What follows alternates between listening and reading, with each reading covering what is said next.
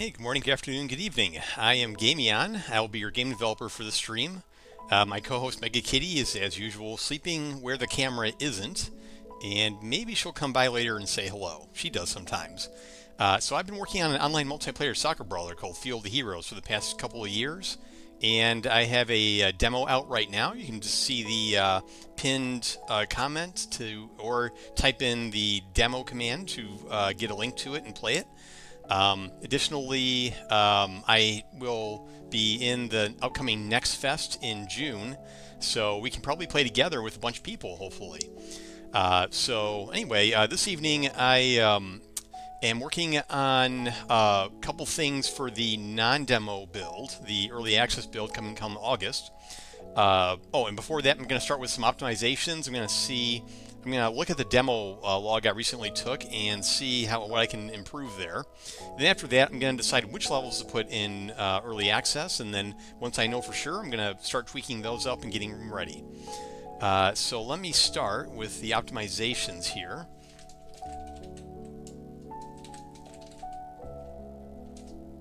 Let's see, here we go. Playtesting, optimization, here we go. Okay, so what you're looking at here is the Unreal Insights.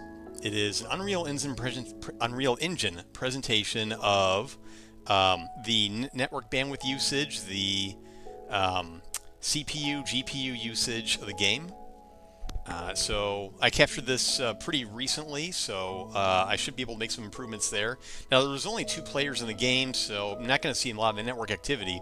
But what I am seeing, and this is from the client side, makes me happy because I think when you get to about 8,000 bits per frame or per send, it gets pretty messy. You start seeing basically problems. You see problems in the game. You see lag. You see packets not getting there in a timely manner. It gets kind of packed. So we want to try and get this number as low as possible. So I'm looking at maybe a time frame here. So it'll let me do that. So what we have, I'll move this around so it's easier to see from all the stuff on the side of the screen. So we have the graph here, but then over here we have the number of bits that were transmitted, and it's kind of in order of the what generated the most traffic. So the first entry is actor. That's pretty much any object in the game that is network ready, network visible, and that's basically like the big umbrella of things. The number 1 is probably me, because that was the Dodger. That was the hero that I played during this session. So I wonder if I can get maybe a tighter shot on what was taking up the traffic there. I don't know if I can, though. But so this is kind of the graph over time of what was taking up the bandwidth. So like here in this frame, let's see, we got some movement. So I was moving. So those bits travel over the pipe. Then we have whole object, 32 bits. Let's see. And then it looks like, yeah, same kind of thing. Looks vertex, yeah. Okay, looks 43 bits, that's very good. Cool. Now I expected to see more traffic on us. Oh, there we go, there we go. I was looking for this. This must be outbound, and then this must be inbound. Yeah, perfect. Outgoing, incoming. So now the incoming is from all the bots on the server and other things. So it's from the server. So let's have a look at some of this busy bandwidth. What's taking up all the cycles here? Ability system components are kind of a big one. The ability system components are responsible for managing when players are incapped, when they come back up, when they're experiencing damage, when they have a status effect on them. They're either slow, maybe they're poisoned, or something or other. And there's not too much I can do here. This is all under the hood Unreal Engine stuff. I can't do too much about this. I've already made it so bots will minimize the amount of traffic they generate. It's a bare minimum. And then players also kind of generate in a different way, but also optimal. Yeah, gameplay tags are a big one there. Gameplay tags are things, are the status effects I was talking about, like you're poisoned, you're incapped, you're slow, you're all that. Properties are kind of part of that. These are not mutually exclusive. There are components on actors, so these kind of make sense that these go together. Movement is taking up a bit there. Authoritative root motion, got to do that some of the time. I don't know why Prowlers is using up so much. Maybe there's something about his hero that is, why him? That's interesting. Maybe it's his abilities or something. Let me go back here.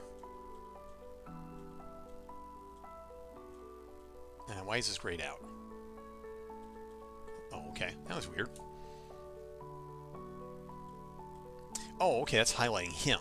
So let's see. Is there any, oh, yeah. Here we go. So this is him. What's he doing? Authoritative root. Oh, okay. So some of his abilities use rope motion, and that can be expensive sometimes. All right. That's okay. But you see, in this whole match, this was like 3 minutes. This was about 3 minutes long. And 22,000 frames we're looking at, and this was, you know, all the traffic during that time. When you have a little spike like there, I mean, that just means some of it may roll over into the next frame, but not a big deal.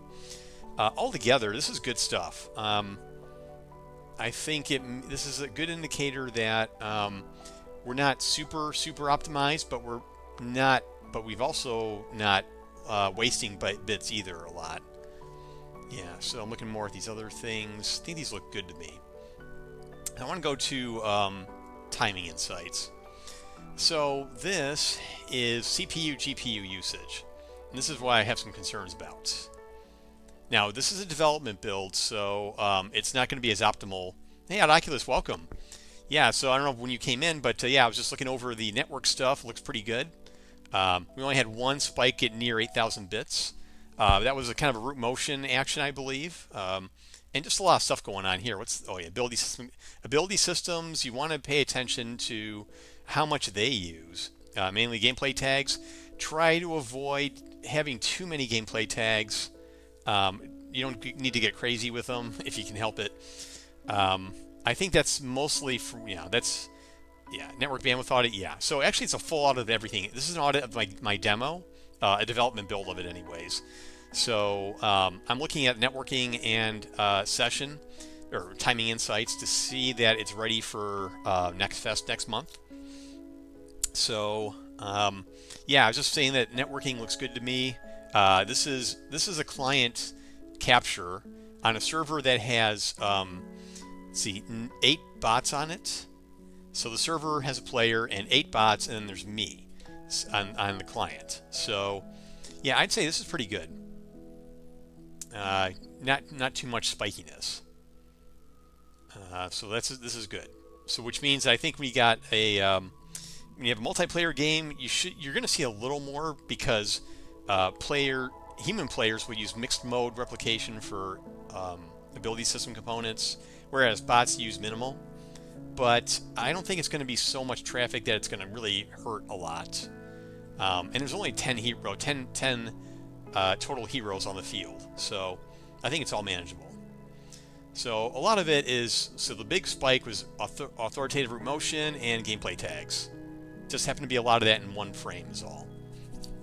That's 6,300 bits, so not terrible. And that's good. I think it was 8,000. You want to start getting concerned, and then like I think what was the limit? Like 12,000, 14,000. Then it gets really bad. So it's good if your game is network playable. It's good to do this early on sometimes, just to kind of see how it's shaping up. You might find really obviously bad things. As a timing insights, I'm having trouble reading sometimes. You might actually know this better. Yeah, HTTP package around 14 kilobytes. Yeah. So, yeah, and this is the outbound traffic. I'm pretty happy with this. This is all coming from me to the server. Look at that. Our highest is 818 bits in a single frame. So that's a in that frame we got network movement. We've got so I submit the aiming rotation over the network too. It's a float. Or no, yeah, that's right. It's a float. I only need the yaw. So. And then locus, vertex. So I also transmit the locus, which is what the player is aiming at. and that's necessary for some cases. But I'm using quantized vector, so it's actually pretty small. Non-quantized is like 190. Quantized actually is about much less. I didn't know it was 43. I thought it was more than that. Oh yeah, and the camera location. What's this? Oh, the match controller. What? Server update camera. Doesn't sound familiar. What is that?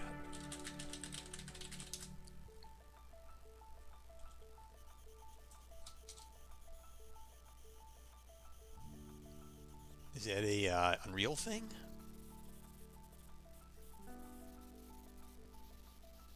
Oh yeah, it is. Thanks for your tips the other day. That was a cool nugget. Oh yeah, anytime. Yeah, so I've worked with them, and I've worked with native only. I've worked with blueprinted. I've worked with people who do everything with interfaces. Um, so even like an actor, it's an interface, um, and it has its values, but it also makes it hard to work sometimes. So, I have a few in my game as well. Um, yeah, I kind of use them sparingly or when I need to. And so the timing insights, I still have trouble after all this time reading CPU versus GPU because I don't know how to optimize things sometimes. So now the development build, again, stressing it, development build. This is not a shipping build, so it doesn't have all the shipping optimizations. This is how much we got. Oh wow, 130, 100. Huh. I could have sworn last time I tested I was getting like 60. Well, this is good. So 100 and about 100 FPS, and really, why should it be more than, why isn't it more really? Because this is the Unreal Engine. All I'm rendering is a field with a couple of heroes on it. It's not like I'm rendering a ray traced room with god lights and all that stuff. So wonder what is using some of the. I'm curious now. What's some of that bandwidth coming from? I wonder if it'll let me. Okay, so let's do 5-second range. We got frame. Yeah, Lumen. Yeah, thing about Lumen. No, was it not Lumen? It was the other thing. Shoot. Well, basically, as Unreal advances their engine, they have like Lumen improvements, and they have other improvements, and they kind of slip into your existing assets without even realizing it. And if I try turning it off, it actually creates problems. So I hate that. But yeah, and I think historically my slowness has been with shadows. That's always been the what killed me. So let's see. I'll just pick a random frame here. Do one's a little higher here. So that's 16, milliseconds. So, all right, let's do this one frame and stop highlighting. Okay. Maybe I do want to highlight. No. All right. So we got the game thread. Lately the game thread has been animation bottlenecked, and I fixed a lot of that. So what do we got? Let's start. All right, in this frame. Okay, we'll start in this frame. What do we got? 8 milliseconds. Let's find a bigger one. 8 milliseconds. No, I guess about average. What's this? 9. All right, let's do this one. 9 milliseconds. So we got, animation right here. ALS is Advanced Locomotion System. It's moving the character cylinder. I don't know if I can speed this up anymore. I can nativize some of it, but that'll only get me so far. So this is the NM blueprint that's taking up all this time right here, microseconds. And I mean, I guess I could try reducing the tick rate, but I don't think I need to here. Yeah, updating the grounded rotation seems to be the slowness here. Moving the character and then update movement. These, I think, are blueprint functions. If I nativize these, I can save a few cycles, because when a blueprint function is run, it executes a lot of C++ stuff, that moving up and down the call stack a lot, it's kind of a pain. It doesn't really convert everything. Is cylinder meaningfully different than the capsule? Just the shape. I mean, I guess yes, because if you're a cylinder, actually, collision cylinder. Wait, what's the the spring arm?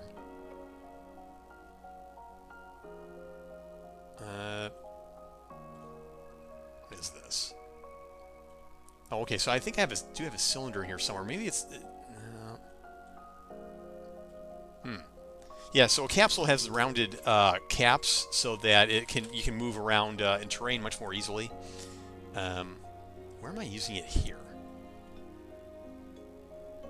Oh, maybe I'm not. It's just maybe a subclass of. I wonder if the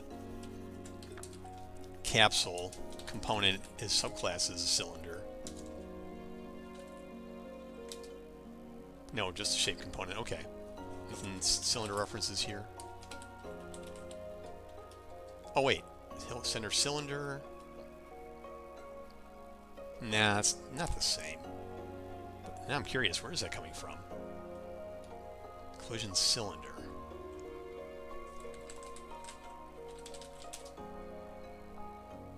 Not that it's a big deal. Oh, here we go. Okay, simple collision. Oh, okay.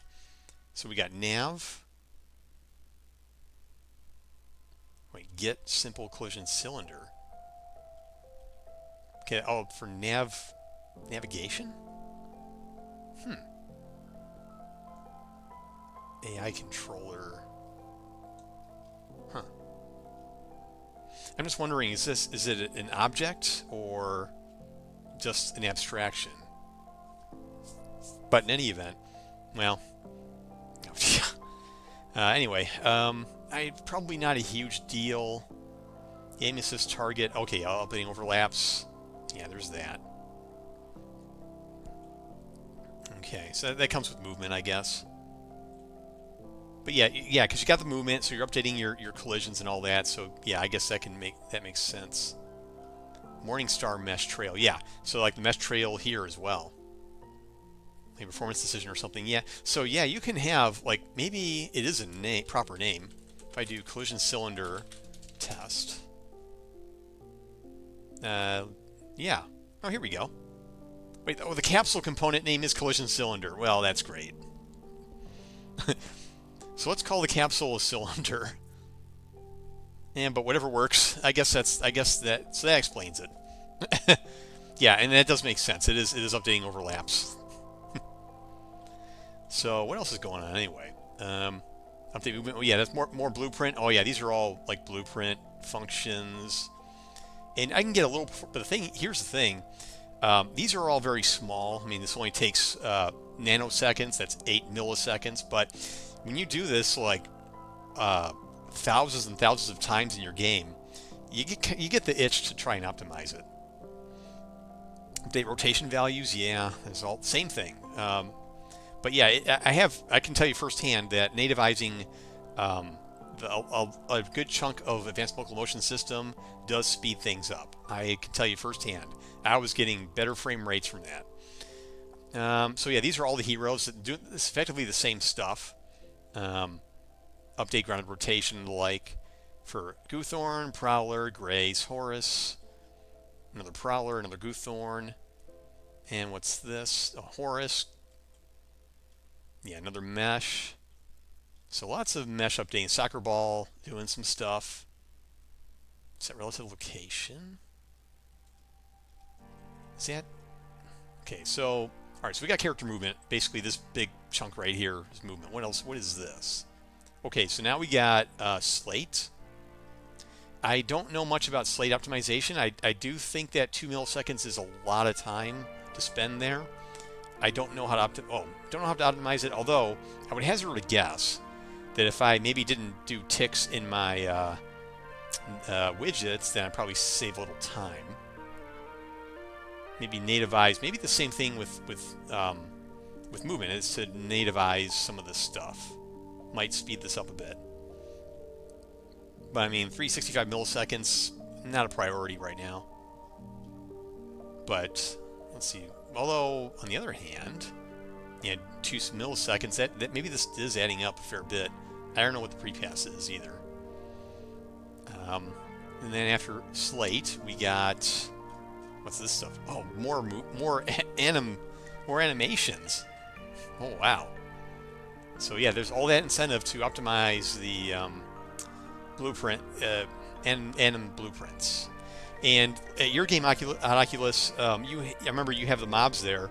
You definitely want to look into optimizing those animation blueprints once you get to a good point. And other than that, looks like more UI stuff. Now that's just the game thread. Render thread, this is where I kind of lose my expertise. There's a lot of waiting. I'm going to guess there's a fair bit of waiting on the CPU. Then, so you're waiting on the CPU for that. Updating, deferred rendering, and this is, I get lost. Niagara, Lumen probes, post-processing, which there isn't a lot of in my maps. Oh, this actually spans, okay, these other frames. Okay. Yeah, there used to be a lot of waiting on shadows, but that I fixed that a while back. So, but yeah, just think if I'm getting this kind of frame rate in a development build, I'm pretty happy with how the demo's going to go in the shipping build. Which, by the way, it's up right now on my Steam store page, so if anyone wants to check it out.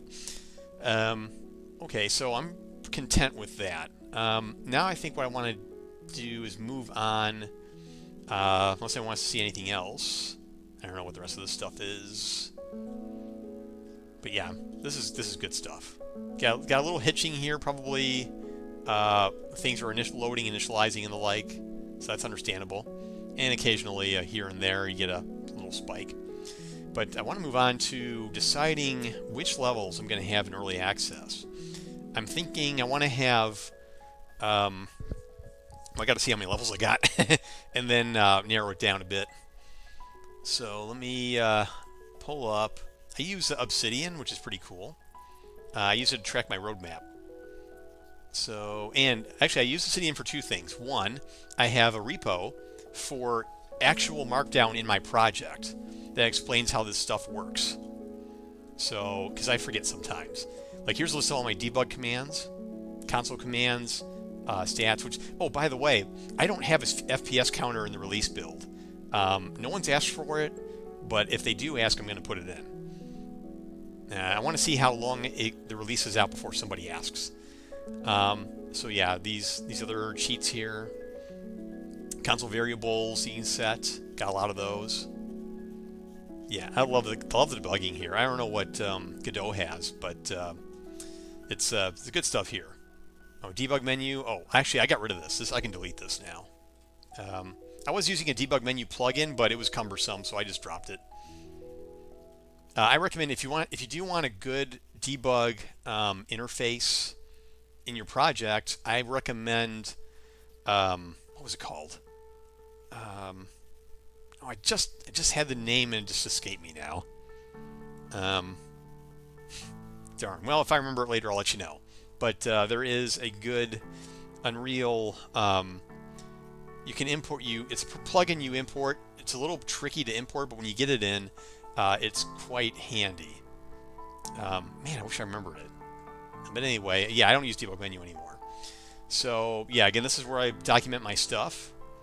Even down to streaming, online matchmaking, reservations, some of the philosophy of matchmaking, some pillars, and then why I did what I did and why I didn't do, some reasoning there. So I want to open the other vault that my roadmap. So the roadmap is kind of my marketing. This is where I do planning. Let's see, list of people I've already contacted. Next Fest coming up. Release roadmap. Yeah, let me want to map out the fields. This is what I want to work out. And oh, better close this. This is going to take a lot of memory here. So let's start with list of the levels here. So let's do, okay, start at the top. Cutthroat Coliseum, absolutely. This one's going in.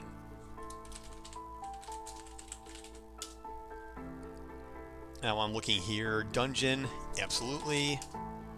Elder Forest, I'm on the fence. High Bridge may not ever see the light of day because High Bridge is a curved field. And the thing is, the ball physics work on a curved field, but the VFX don't. I kind of missed that little detail when I was planning it. So High Bridge may not see the light of day. Or it may be far out. It may be like a long, maybe a far out into early access. We'll see. So the Cutthroat Coliseum has a metagame where you pick up coins that appear in the field, and when you pick up enough, then mercenaries will come out and help your team. They don't touch the ball. They just attack the other team. So this one's absolutely going in early access. It's going to be a lot of fun. I think people are going to like it. So it's going to be a little slow to load because I haven't opened it yet on this Windows login, but it's going to be cool.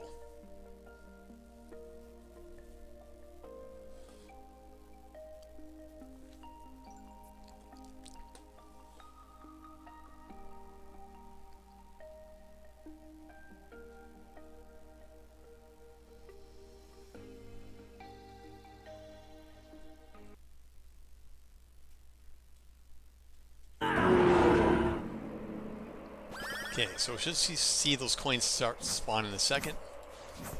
While it's asynchronously loading animations and loading textures and loading all sorts of stuff in the background. Somewhere I picked the coin up. Wow, the red team's already got 3 of them. Yeah, all this loading.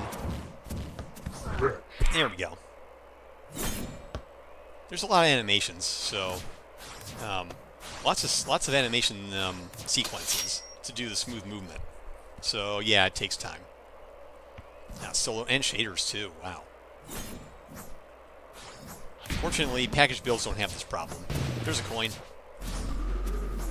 Oh.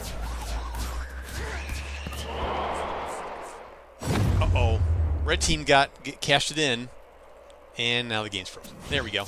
And now here come the preloading as they come in. Yep, this is the guys are coming after me. Where's the weapon? I think that's still... Oh, there it is. Still loading, too. AI's going crazy because of the frame rate. Oh, and our guys just came out. So now it's a big brawl.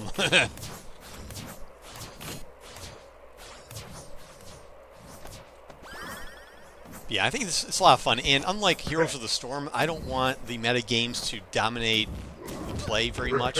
I just want them to be like something to flavor the place up a bit. Yeah, because it can get tedious doing the same gameplay the whole time.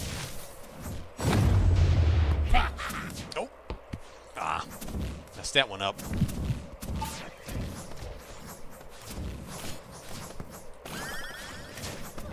Uh-oh. They're going after the... Alright, our mercenaries are alive. We got more. Here we go. They're going to fight each other.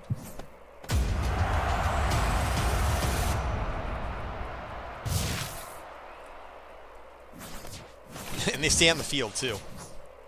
Oh, they finally got him. Alright, let's get some more mercenaries on the field. Yeah, this guy's still running. You know what? His tint is a bit off. He's not a light blue. See the difference between me and him? He's kind of a... Need to fix that, I think. Anyway, so that's definitely one for the early access. Dungeon as well. Dungeon's kind of more of an indoor... Not many indoor fields in this game, but this is one of them. And there are skeletons that spawn in the dungeon. And when you slay enough of the skeletons for your team, then it makes a gate of bones pop up in front of your goal. And that bone gate will prevent any ghosts from being scored for 10 seconds. So, pretty cool. So yeah, pretty basic field here. The lighting, actually, this had very expensive lighting until I cleaned it up. So that's good. This is definitely going to be in. Your design depends heavily on bots. How is developing the AI behavior for you? So I started by picturing what I would do as a bot playing, how I would play this game, and what was the reasoning in my mind when I played this game. And it was basically broken up into what you see in the tree here.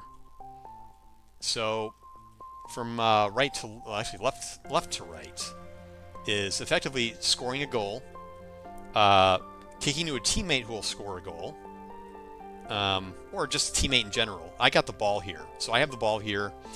First I try to score a goal. If not, I kick to a teammate who could probably score a goal. If there's no one around, I run to the opponent's goal. And if I don't, that's all if I have the ball right here. If I don't have the ball, then I either guard the possessor, or I chase down enemies that are near him. Or if no one has the ball, then I run to it. If an enemy has the ball, then I'll kite around them and fire. Now this is a special note. Do we have a metagame point of interest? So that Coliseum I just showed you, it has the coins in the ground. This is for the bots to run to the POI. It can be for picking up coins. It can also be for attacking monsters. It's the same goal. And then if we don't do any of that, we just kind of lurk around our field start. And that's kind of the general breakdown of the behavior that I kind of came up with and drew it on paper. And then I kind of fleshed it out through numerous iterations. And this is the 6th iteration of it. And I'm really happy with how it came out. Now, the thing is, I made it a point to not try to think ahead. Because, one, they're not too bad the way they are now. Two, I actually want players to have fun, and if your AI is too good, then it's not going to be that fun. That said, it's kind of interesting that new players struggle with the AI for the first 2-3 rounds. Experienced players will, it's like very easy after maybe a dozen or 2 rounds. Hey Dave, how's it going? So, I've kind of had mixed, so I'm okay with that right now, because honestly, the AI are only supposed to be backfill. They're only backfill, waiting on players to join your game. Because if I had queues that had to wait for players, this game would be DOA. I don't have the notoriety for that. But the bots seem to work out really well. Even one of my demo reviews said, the game, the AI was okay. They became predictable, and after a while, but someone else joined the game, and then it changed the whole complexion of the game. It was suddenly hard and suddenly challenging and more fun. So I'm going to expect to see a bit of that, I think, early on.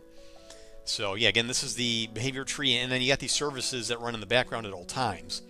One is updating the locus, which in English means they're deciding what to aim at.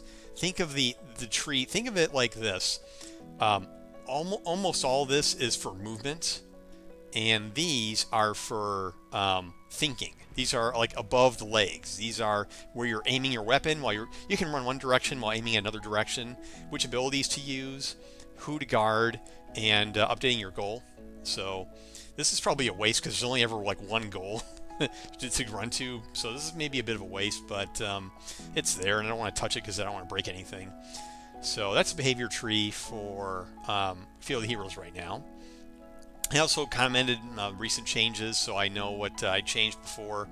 It's easier than trying to look at diffs and source control, but that's not to say I won't look at them in the future. So I'm going to definitely have the dungeon in early access. Not in the demo, but early access will be the problem this time.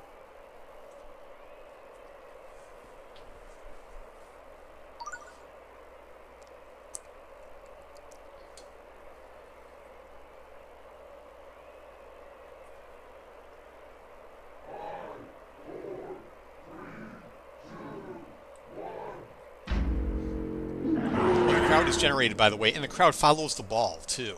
They'll look in the direction of the ball or a hero with the ball, or even a hero that's nearby. Nope, thank you.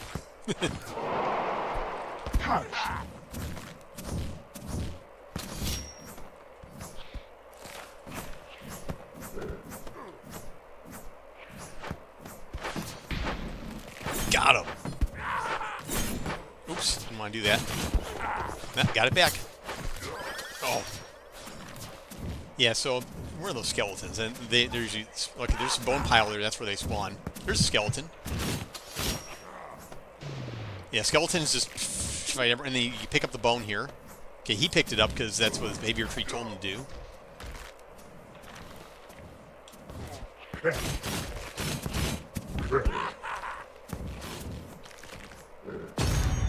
All right, our bone gate is up. Oh wow, I forgot I reduced the countdown on that. See, now you can't score a goal because of the bone gate is up, so he can't score now. Throw the ball away, and then watch it come back down, and it's gone. Also, you can make it go down faster if you attack it.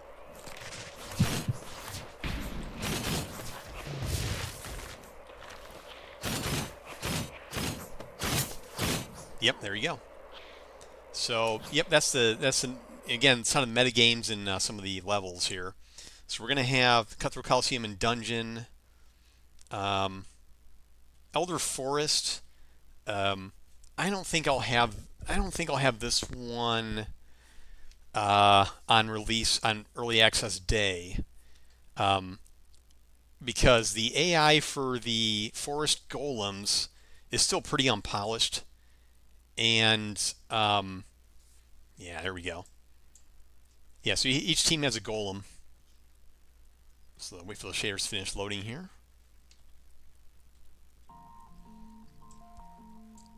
Yeah, so each team has a golem. It's kind of give you the overview of the field here. It's really kind of a different kind of field. I want to mix up the art a little bit.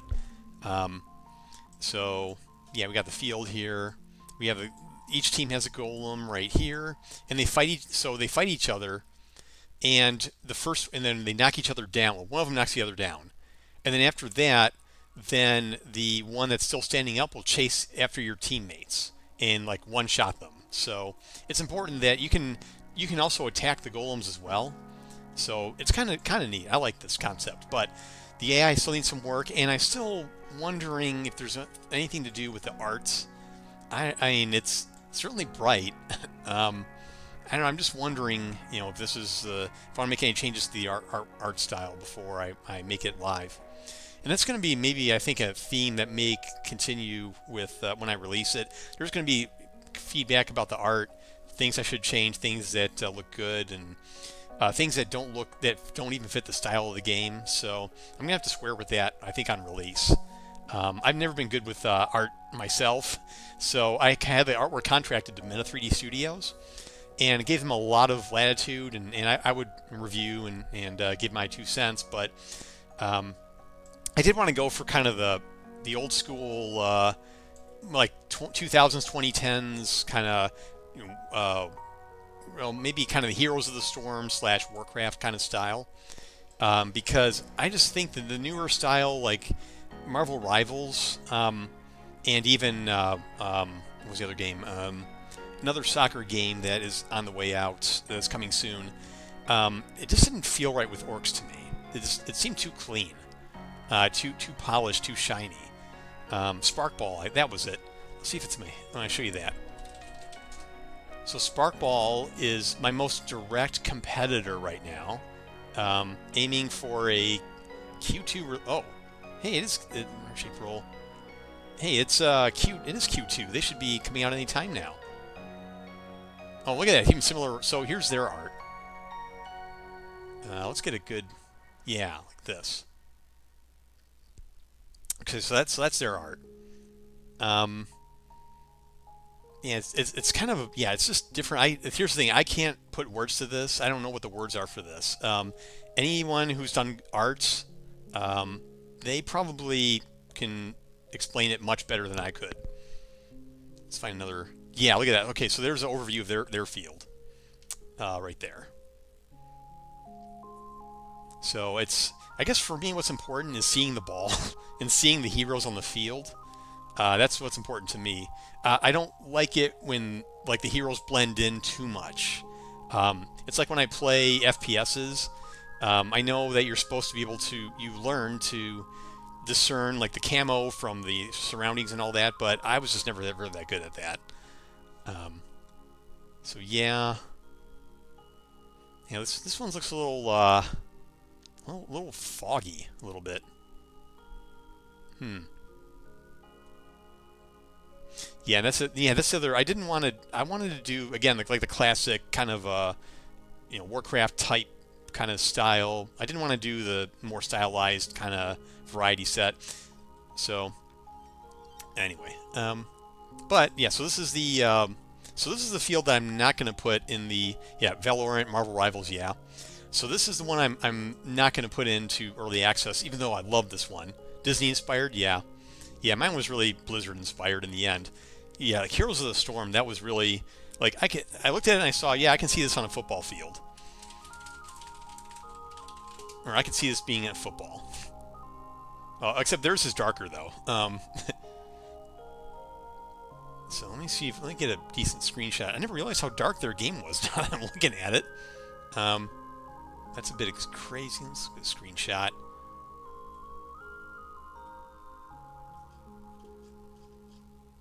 No. Oh, it's not in the thumbnail. Do you realize you're familiar with Heroes of the Storm? That's my primary inspirations. Yeah, yeah. That they do the camera and the lighting and the styling and all that. I like it. I like it all. So yeah, like here's a little bit of gameplay there. And I just when I look at this, I say I don't see why this can't be like a soccer type brawler art style. I just don't see why it wouldn't be. So. Now that said, I am not opposed to making lighting corrections to my game. Like for instance, if I show you unknown, like look at the grass here. So you got some specular there, yeah. You got kind of a. So someone said in the previous stream, how about use shaders, use better shaders, like maybe have some grass on the field. I'm open to that, but I got to see it first. So I'll see it. But I like this. I like what's here right now. So it's good stuff. But again, I'm not going to use this one in early access because of the tilt, and like the VFX don't work well. A lot of them assume a flat ground, so I need to adjust them all, and that'll take time. And I see if it's even worth it to do, because if I release and then I get the death spiral 2 days later, then I'm wondering if it's going to be worth the months it'll take to do. So, anyway, but yeah, another one that Mario Strikers. Look at that one real quick.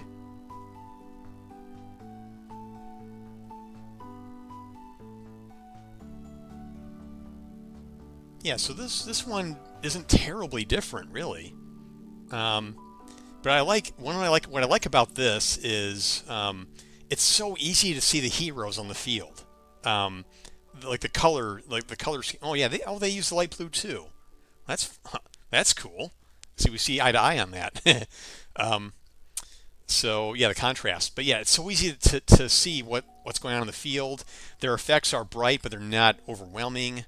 Well, I got some shadows there. I would have lightened the shadows up just a hair though. But yeah, so it's not. I don't see that as terribly different from what I'm trying to go for here. But at the same time, I'm all orcs, so I want to take it maybe slightly darker, slightly grittier, but not too much. So then, but yeah, High Bridge is a no-go. The next one would be Mount Penatugal. That's an absolute yes. And you'll see why when it's done loading.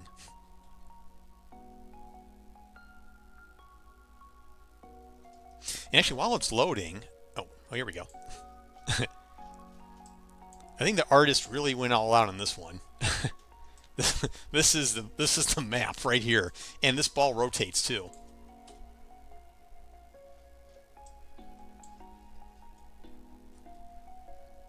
So yeah, this is yeah, it's so yeah. That said, I may do a little touch up on the lighting. Because, well, you'll see. Yeah, this is just wild. I love it. Yeah, so the heroes look a little dark here. I wish they were brighter. But if I make the lighting brighter, then the whole field will light up. So I got to think about this one a bit. I do, again, I want the heroes to be a little brighter. Or then again, you know, maybe not. The metagame for this map is a earthquake. I mean, yeah, like there's the earthquake. Loading the pause menu. Thank you. See this falling boulder over there? Falling fiery boulders? Nothing on this side, but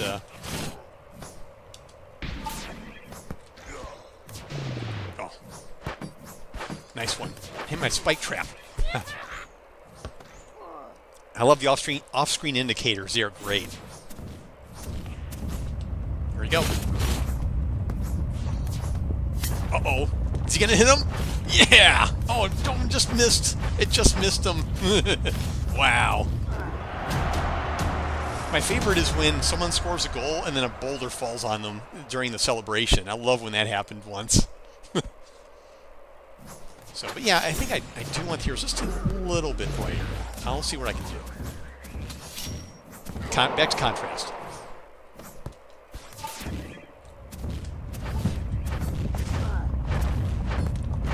Oh, got him.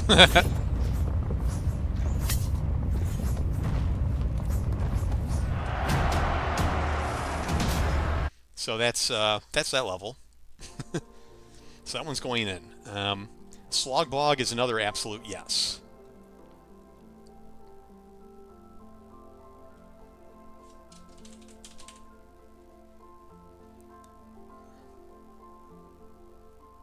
So by my count, we're probably going to have 6 levels in early access. I don't know, it seems like a low number though. I would start with 6. Well, then again though, I mean, 6 levels and I can get it up to 8 before coming out of early access, and it won't be that long. So this, I like this field, Slogbog. So this was sort of the idea came from both my artist and I together. I wanted a swamp, but then they proposed having these log rides. Not kidding, actual log rides in the game, where they actually ride across the field and run down anyone who runs in front of them. That was their idea, so I loved it. So this is an orc water park right here. This is an orc water park. So that's definitely going to be in early access. Oops. All right. And the metagame is just that. So next one, I'm not going to... Well, maybe I'll get it. Maybe I'll get it in. So the last map that my artist did before we went our separate ways, because I think I had enough content to run with, and it's not, and it's a little pricey for me, is these snowy ruins. We wanted the snow level, and well, they proposed a snow level, and I immediately thought, I don't like ice in this game, and they're like, okay, we'll just do snow. So this is the snow level. I'm going to have footprints in the snow, of course. And this one isn't terribly... what makes this unique is you have these ruins here. It makes it a little harder to navigate near the center. But it can create some creative combat, though. There's not a meta game for this right now. I'm debating if I want one or not. Because I could do something silly, like maybe with snowmen, or I could have a snow monster. But the thing is, other levels already have those. So I want every metagame to be very unique. So I don't have one for this right now. I might just not have one. I might just say, here's snow, just run. But I feel like there is potential for a metagame somewhere in here. I just got to think it through a bit more. But mainly, the only reason this isn't in early access is that it's really unfinished. I need to decide that. So then, Sugan Castle is another one that won't be initially early access.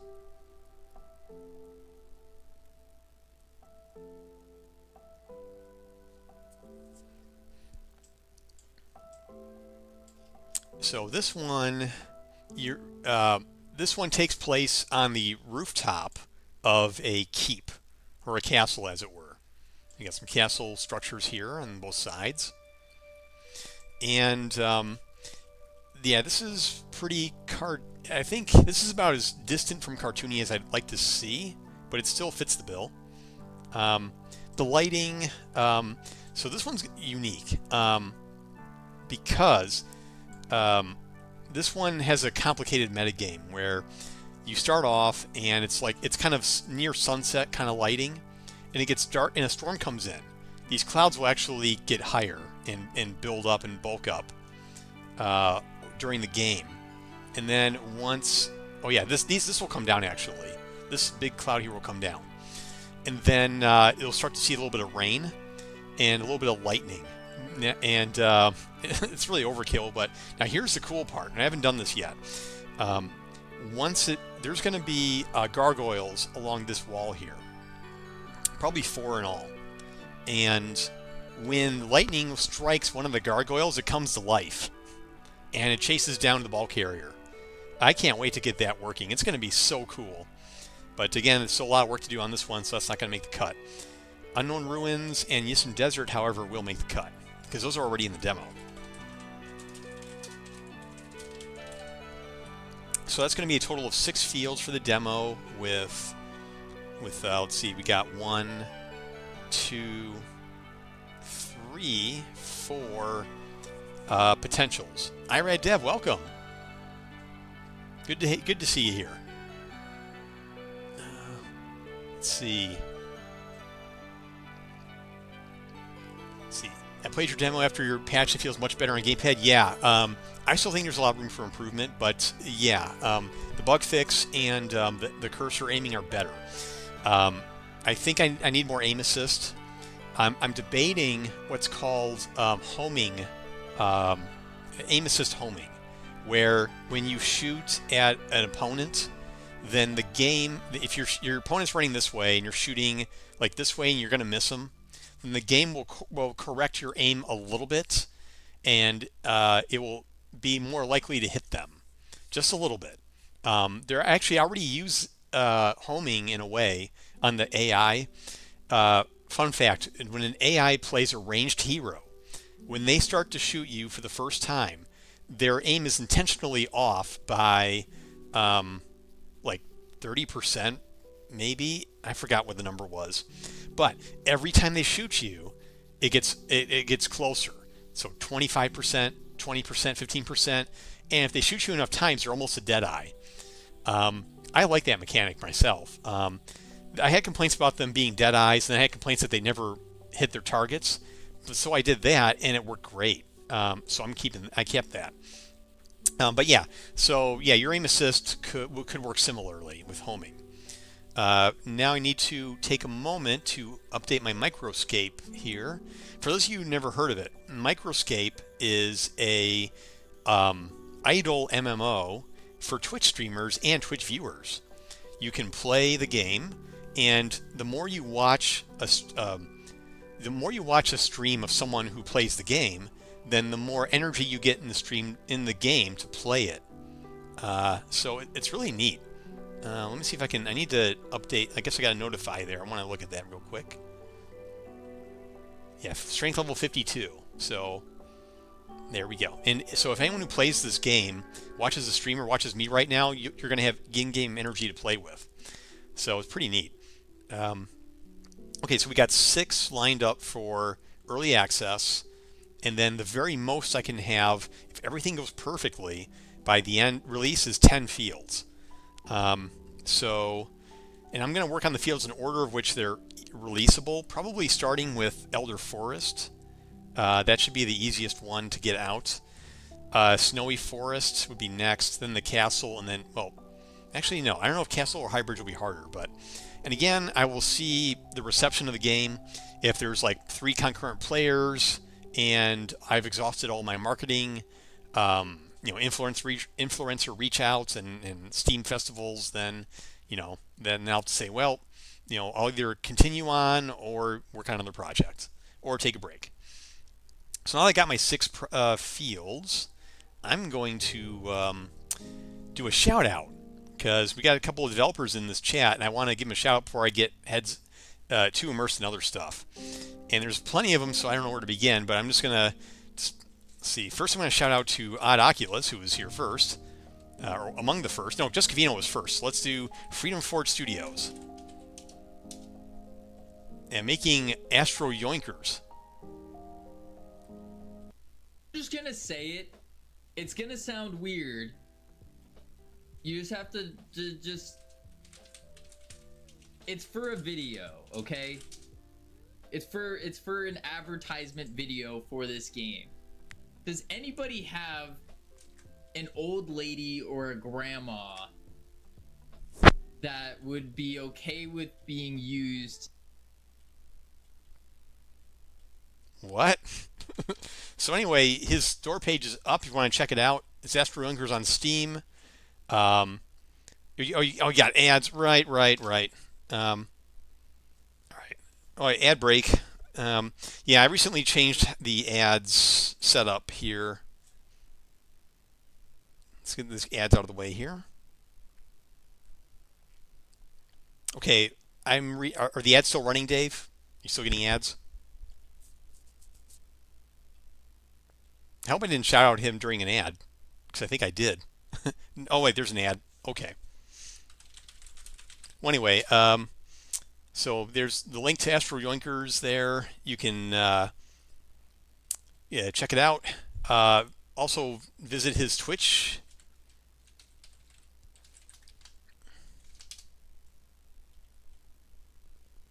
$20 seconds.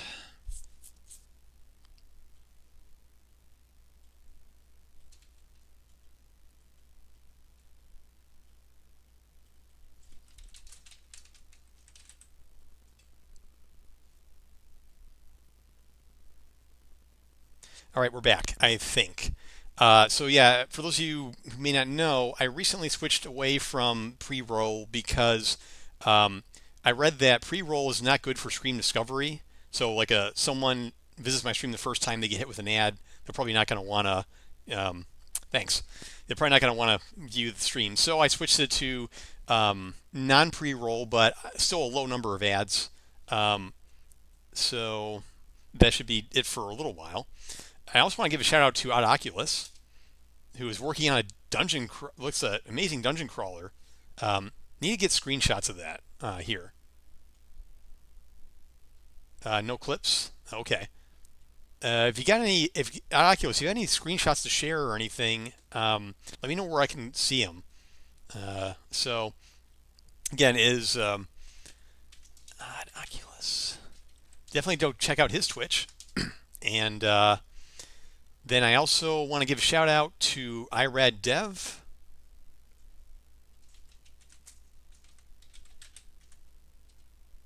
Are you a few days away from your draft? Oh, first draft of the Steam page? Cool.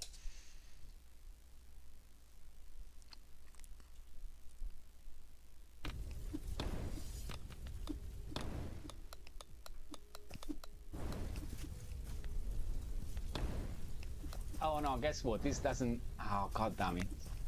This doesn't do it. Oh no, I can't... No, I can't go back. Oh, I need to speak with Practical. I want to be able to go back here. Now, I will never be able to collect this one. Because the checkpoint has been reset. Oh, damn it, there is...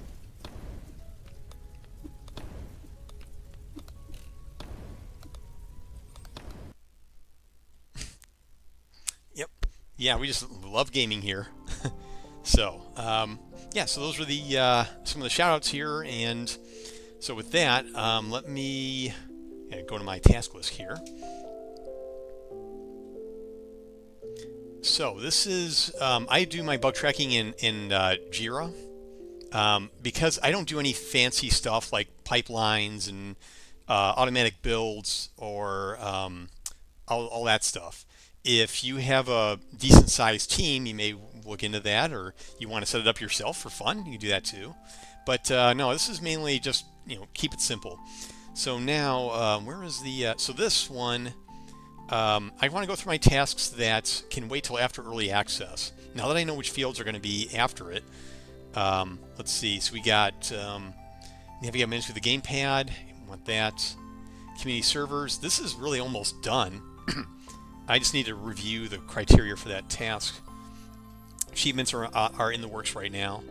I got 13 achievements right now, and I'm working with someone to try and get some achievement art. So feedback when enemies are killed. I'll just go, yeah, Elder Golems, I'm going to do that post early access. Spire, okay, the Gargoyles, that Spire, that's post early access too. So with that, what do I have left? 12 tasks.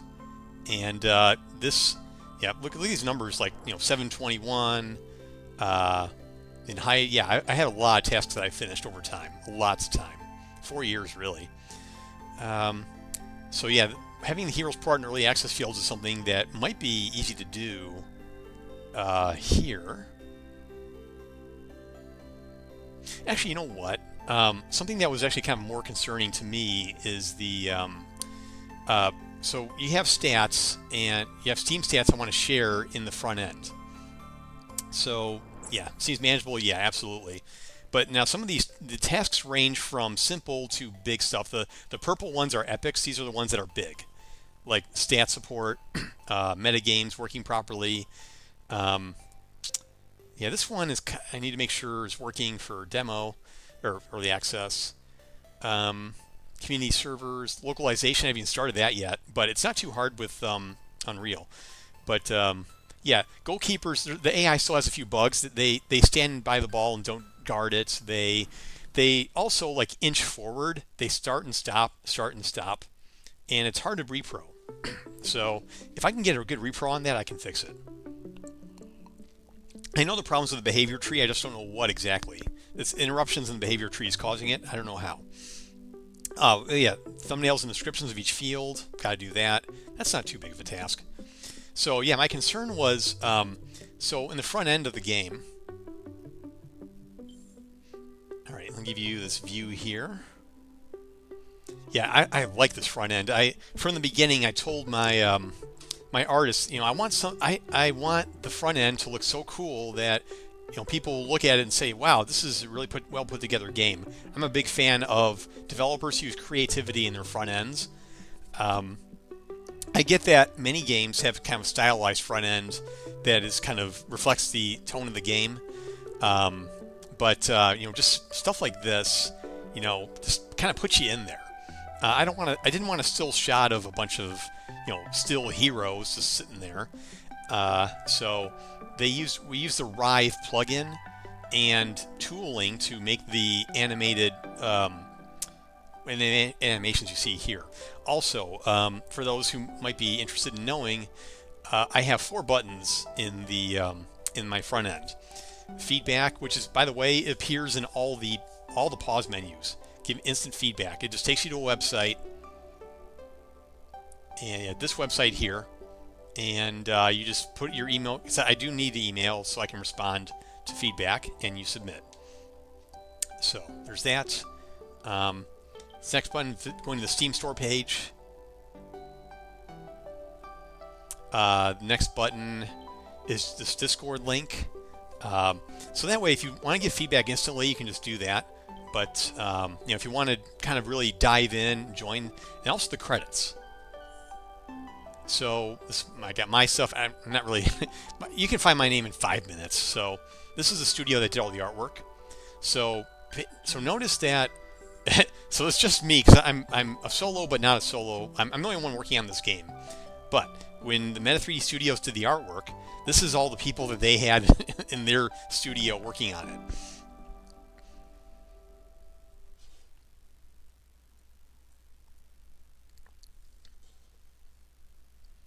So they had Steam. They did the Steam banners. They did all the in-game art and all that.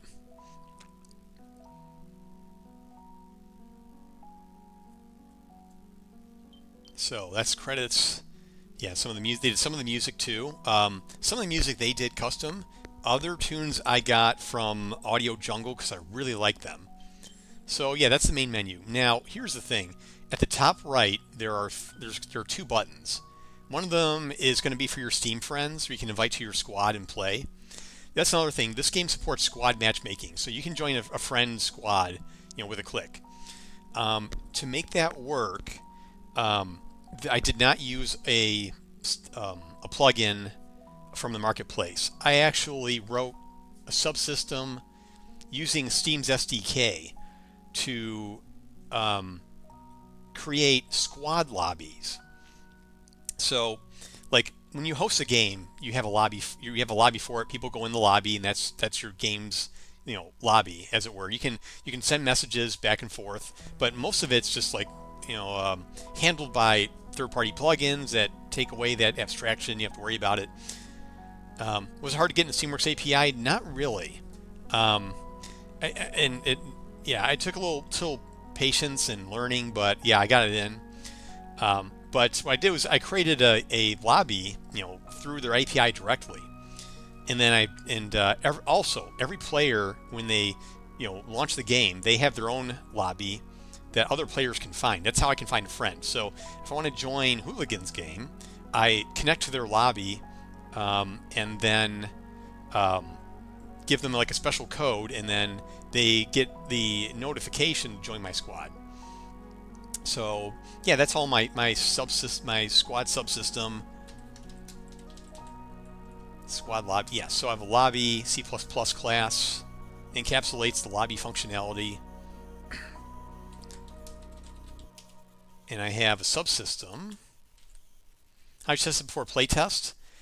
So I have a second Steam account that I use for testing purposes.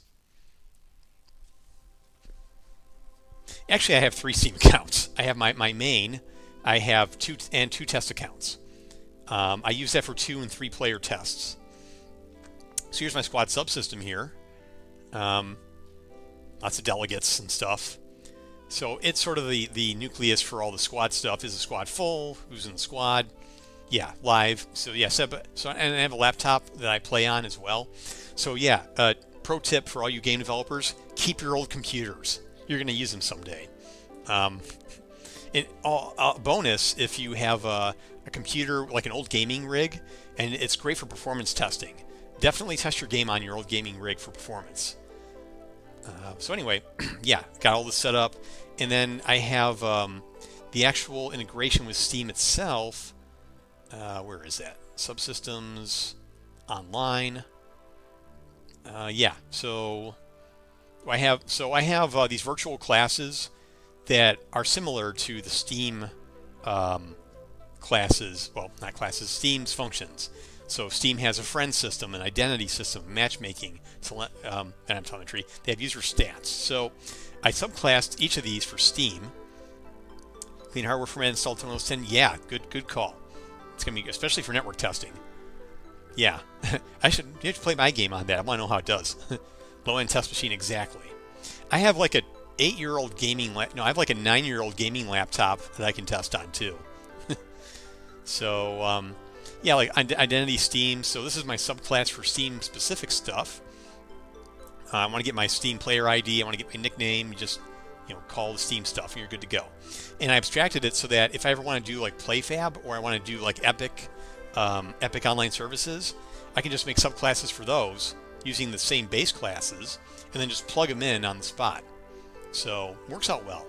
If I want to do like Nintendo Switch, if I ever do that, then I can do the same thing, if that's even the thing. This would make a good Switch game, except I don't know anything about Nintendo's online services and how to break into that. And plus, I want it to work. Easiest work in Windows first. If it works in Windows, I can make it work in Linux.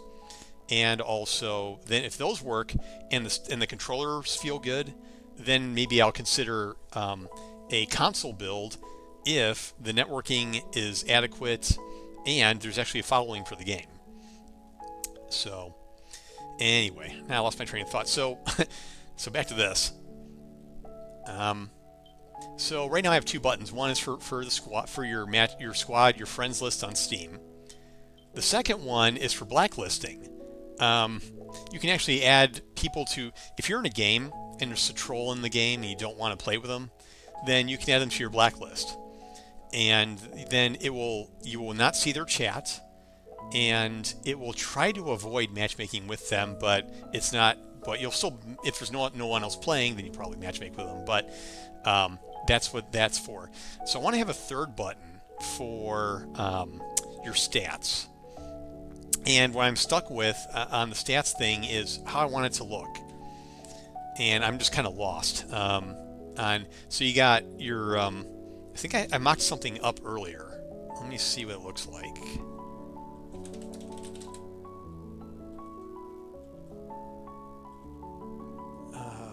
Friends, root.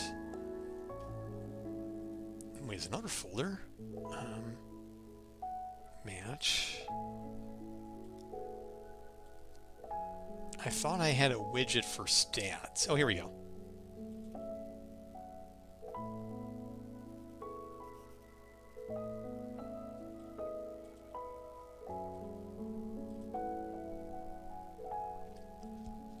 So I just kind of mocked it up. I'm not going to use this art for sure, but I did a mock-up here. So there's going to be a third button on the top right for your stats and your career stats, the leaderboards, and your achievements. And I was kind of fleshed out a basic setup: total time played, matches played, and wins. And then your stats, you can select a specific. You do all heroes and then select individual heroes. And the stats themselves, I think I tracked them, right here.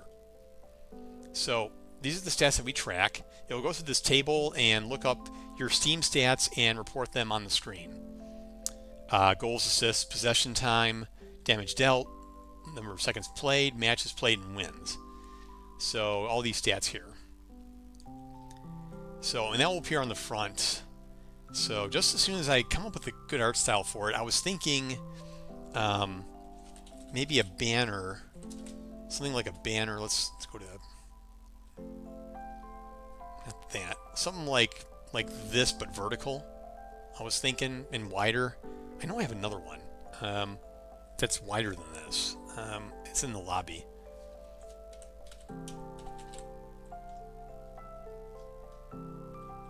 Okay, that's the bottom banner. Let me look at the lobby real quick.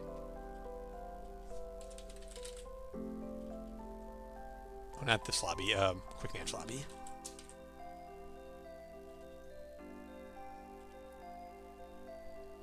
Yeah, so maybe one of these, like a banner like this, but vertical.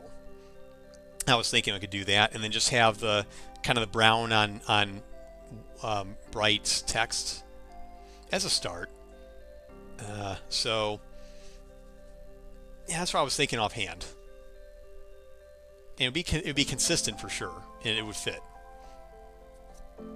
So something I was just thinking about. And let me go back to my task list.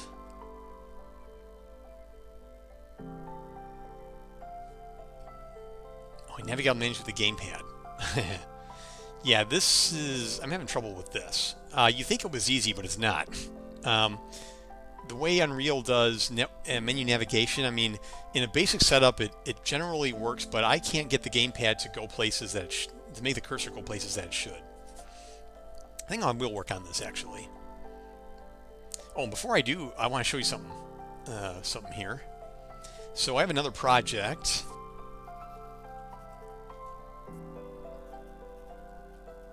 I don't know if some of you, if you guys don't know this, but I actually do have a. I'm going to let people edit their own fields. And to do that, I took a page off the Unreal UGS implementation, and I'm making a creator toolkit, kind of similar to how Hogwarts has.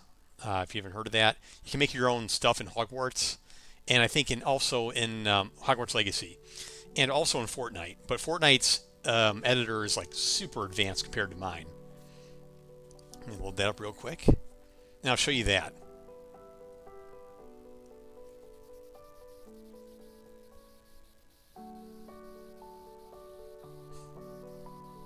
And while waiting on that, since Mega Kitty hasn't showed up all stream so far, let's just go see what let's look in the past and see what she was up to in the past.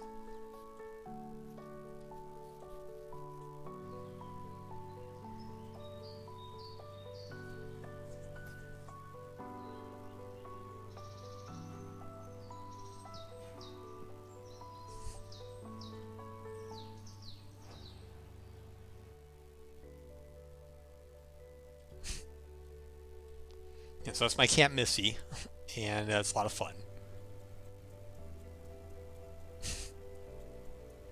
It's Missy encountering a bird.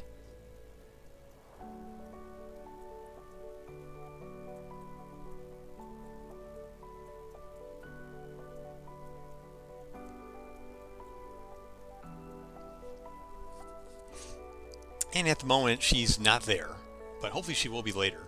And why is this taking so long to build? Huh. CPU usage feels reasonable. Never seen it take this long.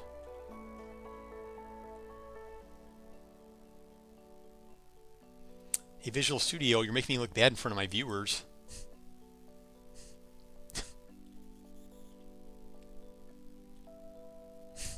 There, oh, 300. Yeah. Oh yeah, I forgot that I yeah, made some changes. Oh, no, that shouldn't take too long. So while this is happening, I'll kind of explain. So yeah, you can there is modding support for Unreal Engine, and but to do it, you have to use their UGS system, or simple UGC.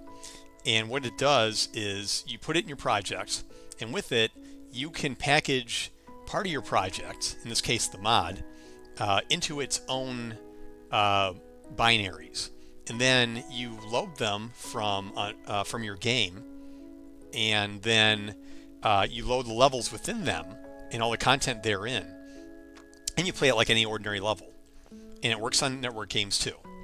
How to make it work on network games well? Well, I got to figure out how Steam's workshop works and integrate that into the game. That's going to happen after the before early access sometime soon. But to make it all work, you have to have your own project.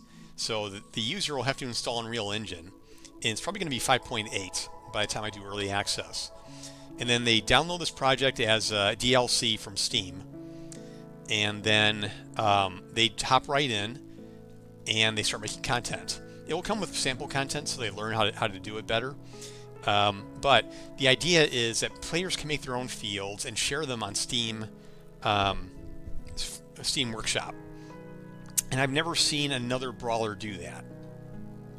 I don't know if Rocket League does it, but yeah, I haven't seen any other brawlers do it.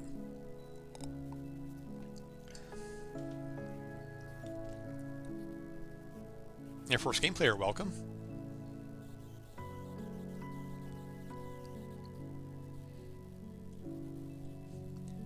Let's give a shout out, a risky shout out to Air Force Game Player, who streams Jackbox and other party games, including some you will never find in any other stream. And let's just hope that's a family-friendly shout out. Thank you for that hype, Gretchen. You know a viewer is hyped when they hype with emotes without me even asking. Crying toddler and slice off head? Turn it up. That's No. awful. Judge, it's in your hands now.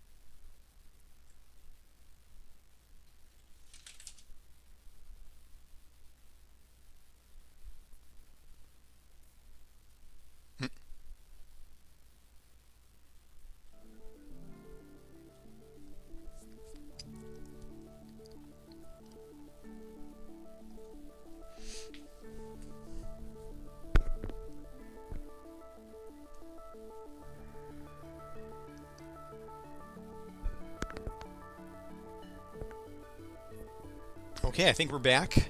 If any streamers here know how to notify chat when an ad is inbound, I'd like to know how you can do it from StreamerBot or from another streaming portal service. I've seen it before. I like it, but I couldn't get it to work on my own, so I'd like to try that again eventually. So anyway, this is my creator kit. So you can make your own fields here. Here's an example of it. You can actually play the game in it. But you can wander around a little bit. Actually, you can't even do that. I got to fix it. So, but yeah, the idea is you build your own fields using whatever style you want, and then you package it. You package mod, I actually have 2 mods in one in this project, but you can have multiple. But you can package one of your mods and then ship it. So pretty neat stuff. I'm jacked up for it, and it's going to be cool. It's going to be a feature that certain dedicated players, I'm hoping, will catch and enjoy. So with that, let's look into having the heroes pour out into early access fields. And I'm going to take a moment to come back up.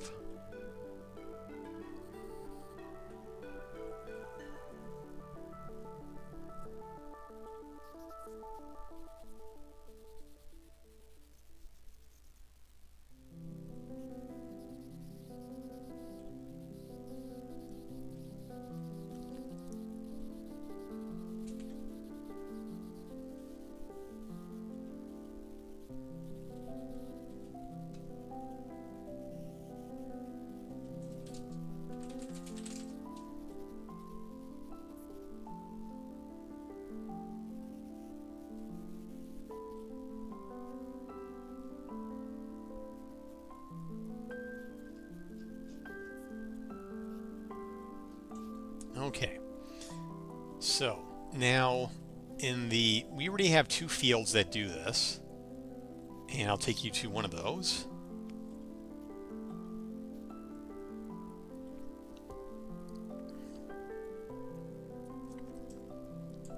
So getting the heroes to run from to their starts. So we have this all these capsules here. This is where the heroes would start.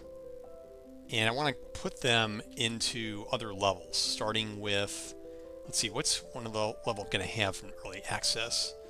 Alphabetical. So Cutthroat Coliseum, that's a good one.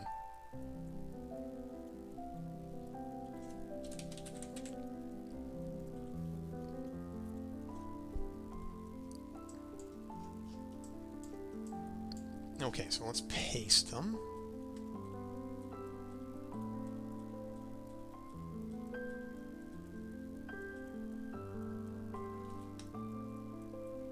Okay, so they would start there. Okay, and then, I need to also do, ruins. I need it for them to place to run to. I think I already got that covered though. Yeah, I think I do. Let's test that. I want to see if it works.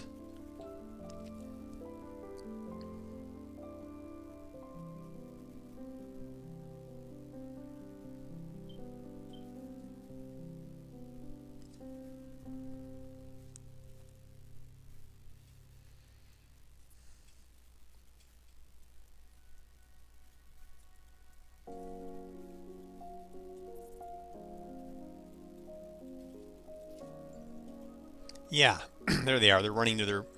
Okay, let me see that again. Good. So they're running from the center to their field. Now, can I make them run between the double doors? That would be cool. First of all, does the nav mesh even do that? What was it? Oh, P. Oh, yeah, it does. I could make the doors turn open. That's possible. Yeah, in fact, they're built for that. Okay. But first, I want to see if they can even fit through. I doubt they can. Start them all back over this way. Or maybe an invisible wall there, too. I doubt it. Let's see. Yeah, yeah, they can't get through. And they get stuck. Alright. So I think there's an invisible wall here, too. Too bad I can't see it.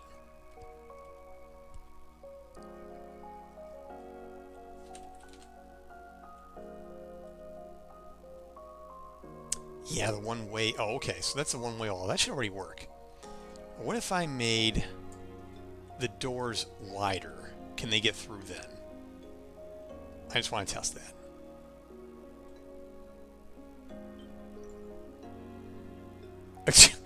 Okay. I guess that's one way to go. Alright. So...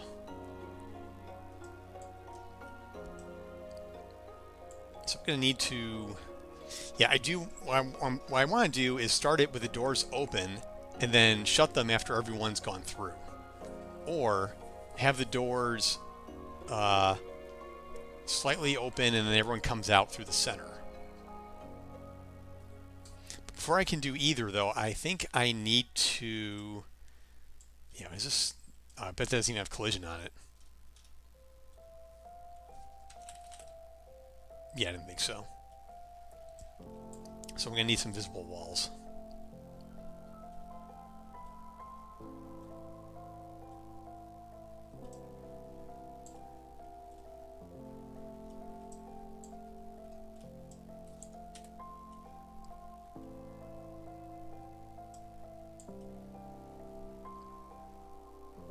It's kind of cozy.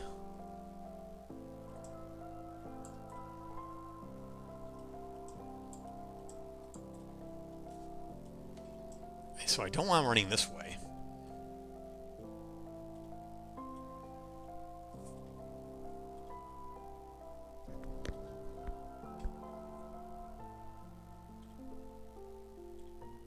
Make that movable. Gonna add invisible walls. Oh, so that's already... So why is that already... Is this another nav mesh? I'm wondering why this has no mesh, but there's mesh here.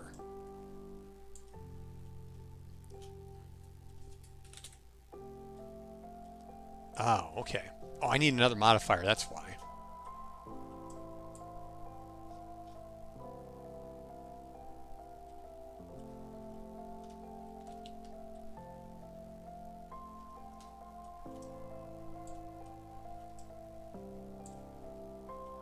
Bring that down just a bit. Okay, that's better. That should prevent them from running. Yeah, that's better. I do want to make sure, though, that the other minions still come out correctly. Let me test that first.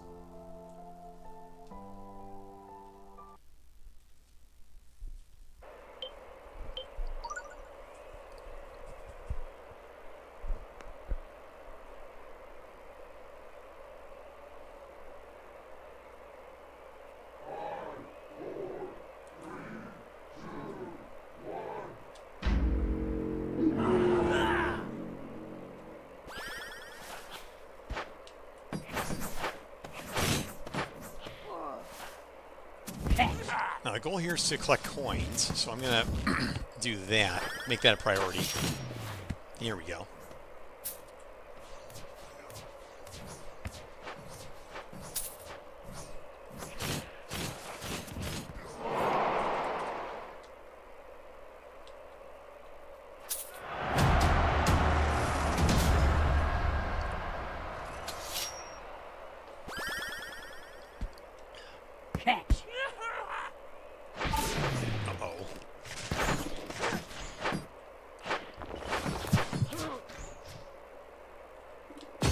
Alright, let's make sure they come out right.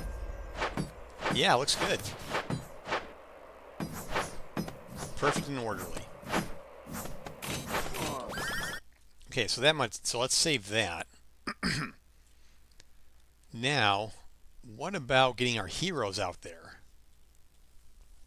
from behind the doors?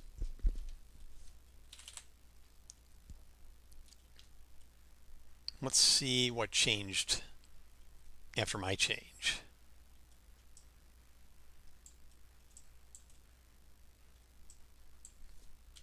Okay, so this whole area here.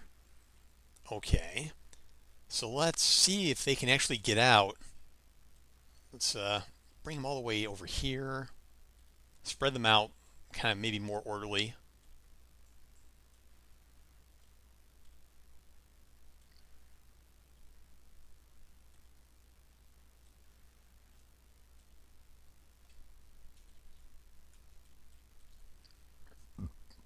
Let's see how this looks.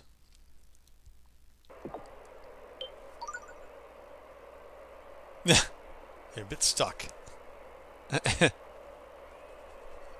Actually, you know, oh wow. They're all stuck there.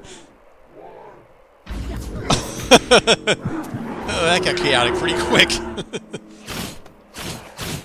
Alright, I'm still behind them. Okay, they're stuck behind the invisible wall, apparently.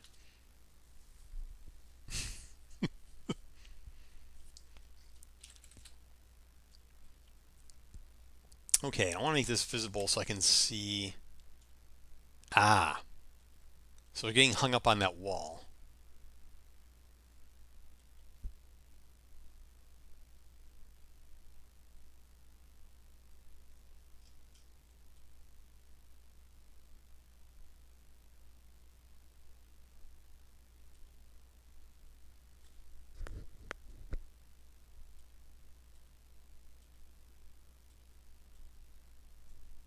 Is something referencing this?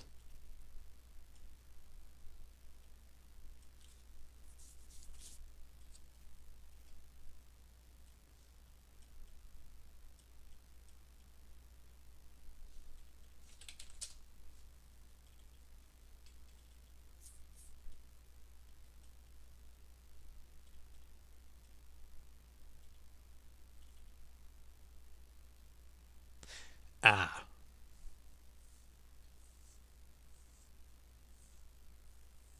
So what I want to do is disable the wall at the start, and then once everyone's in field position, then enable the wall.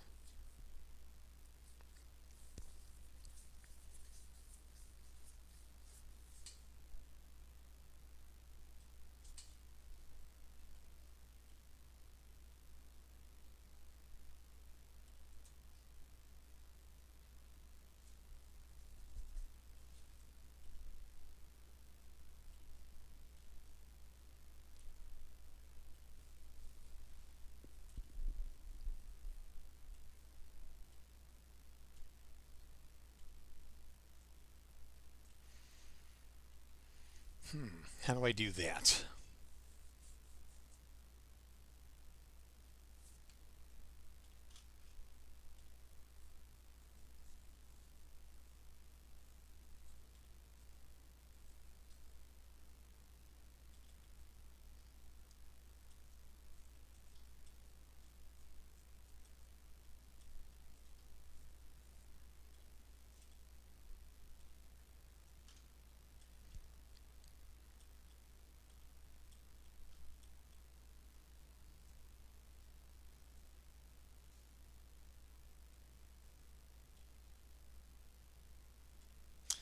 Okay, I think I managed that through a new actor or component class.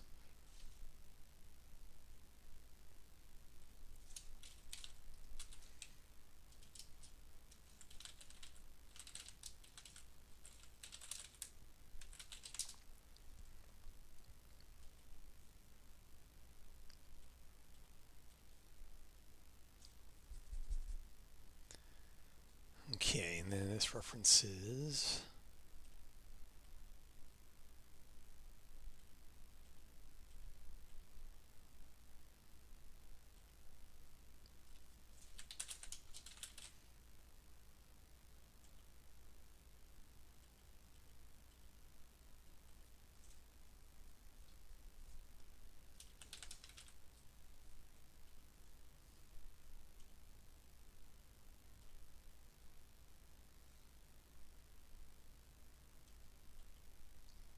Okay, let me go here.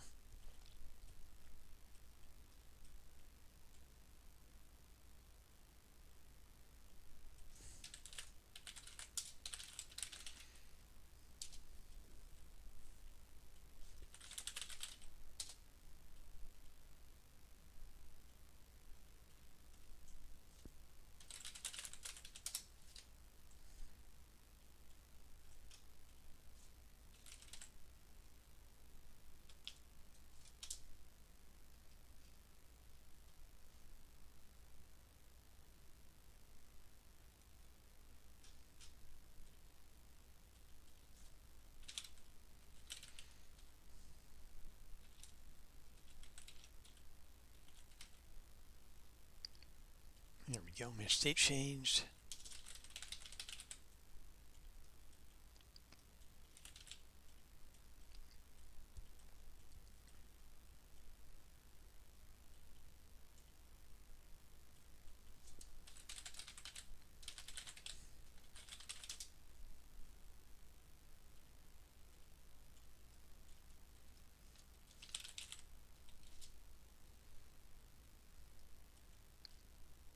going to listen for when the round is about to start.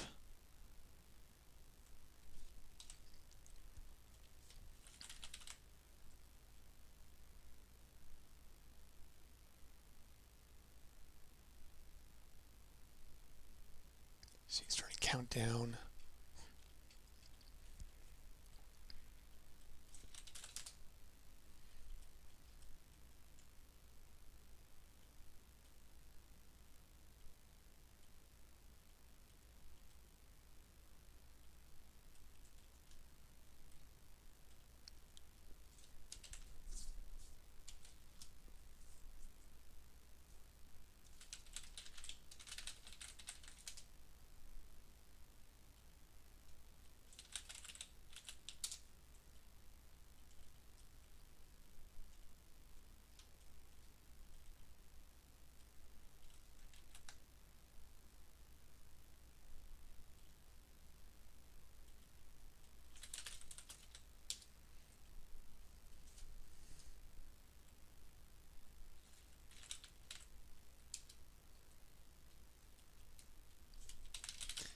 And once the game is found, the starting countdown is about to start, we make the wall blocking for all the actors. Like that.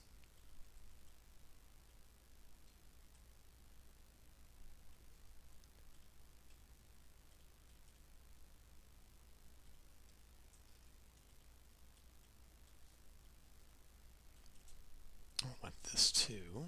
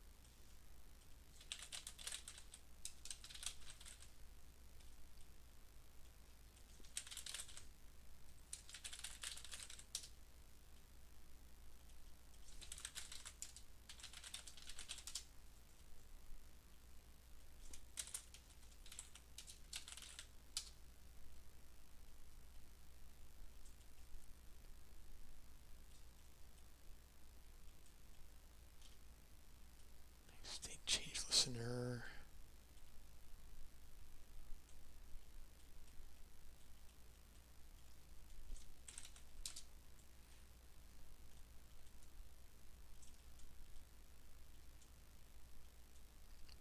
Let me cancel.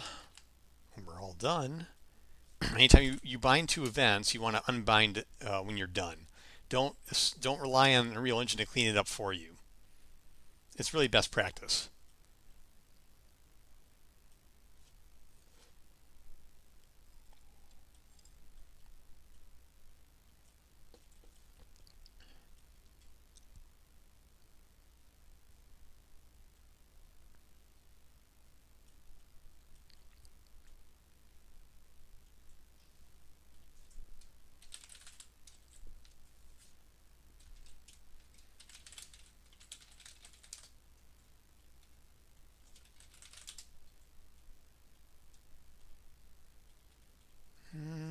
To hide.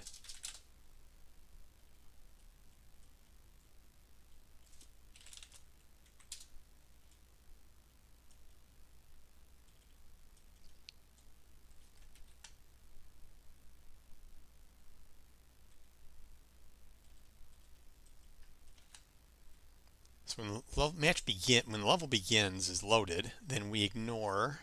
Oh, but it's not gonna. I need to load the heroes into memory first. Oof.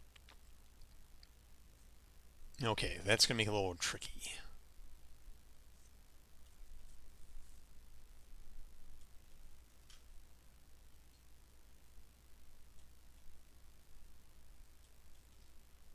Yeah, we can't do that yet. All right.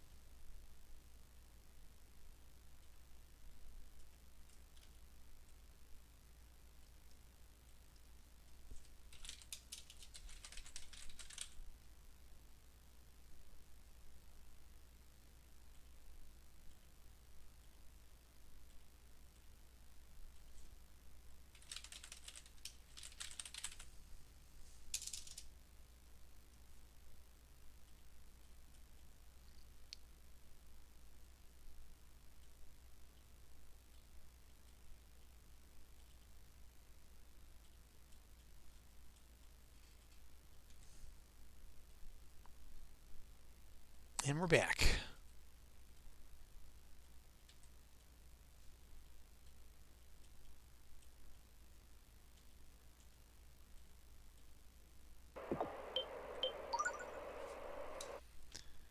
Okay, let's make sure this is actually getting called. Good.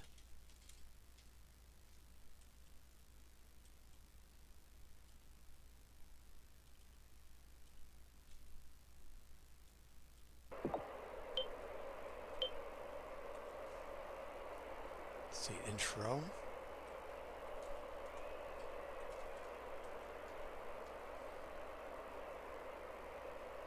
Okay, good. So they've already spawned by then.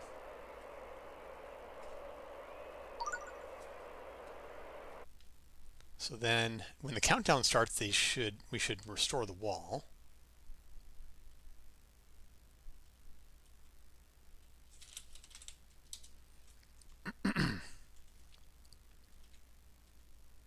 Hey, good evening, Graham. How you doing?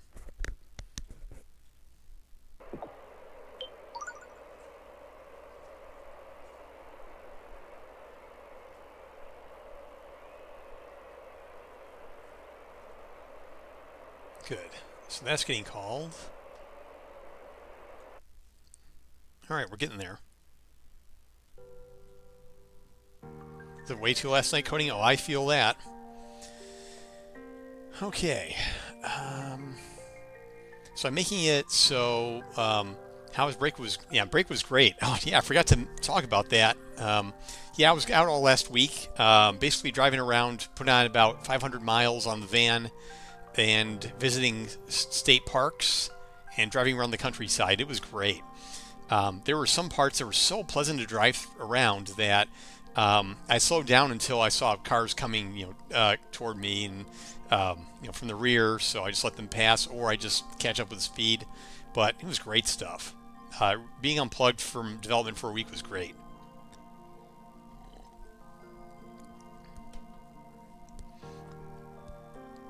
Okay, so that works. I'm gonna see if,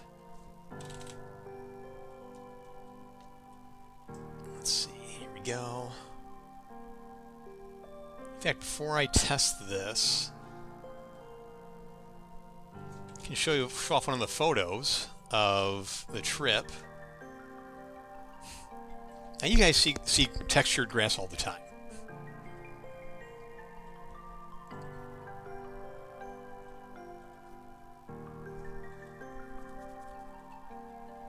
So this is the state park I was at. It's a great trail. It was perfect weather, not too hot, not too cold. Very sunny and blue and green, and it was just great. And that was I hiked about 16 miles or so that week.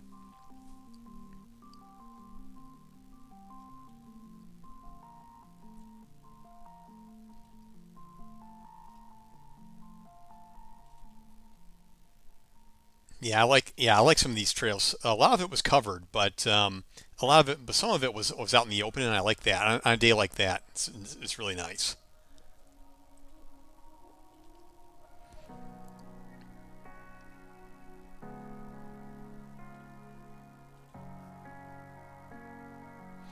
Now this was a park elsewhere. This is actually a park that you can access by paved sidewalks. After I got home, I wanted to do a little more hiking, so I went to a park. It was a 30-minute drive from home, and it was a network of sidewalks, but they take you to other trails, which is it's a whole network. It's really cool. So I did that as well.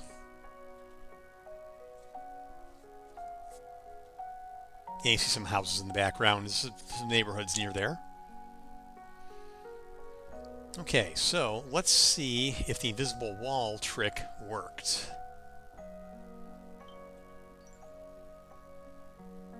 Hey, it did. Oh, look at that. I want to see that again.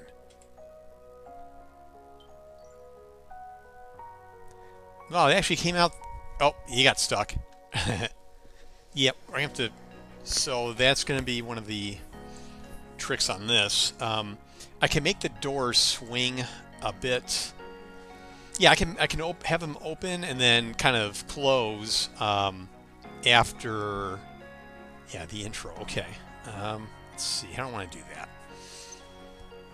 And first of all, let's align those. Let's align it so they can kind of pour out like one at a time. So let's do blue. I'll put you up front. Then we'll do red. You'll be behind the blue. Next blue be probably over here. Red.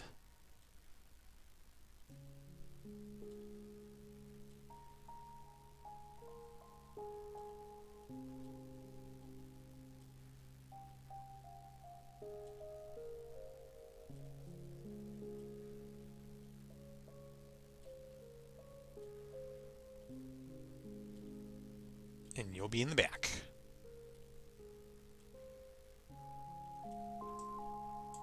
And that should cover the nav. Yes. See how that looks.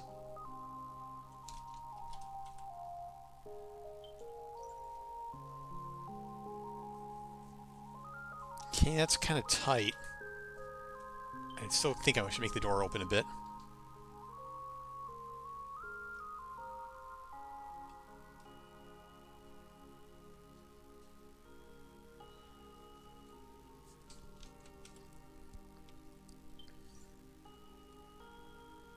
It kind of seems like the first two come out and then the rest just pour out. Let me bring them all in a little closer.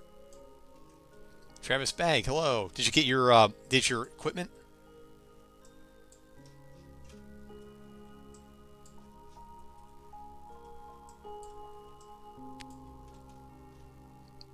See, I was referring. Did you get? Do you play Microscape? I'm drawing a blank now. Do you play Microscape?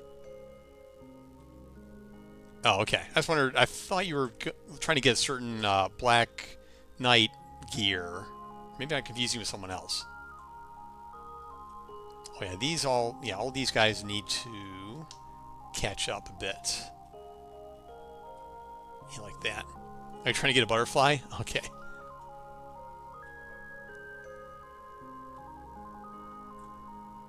Okay, that's better. They're a little closer now.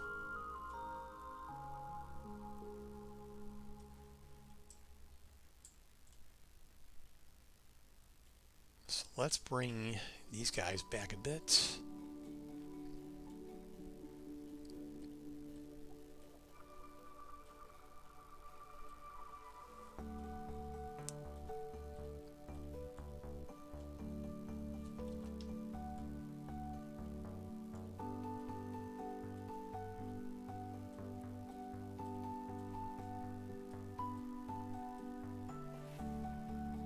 You should be back here. Okay, let's see how this looks.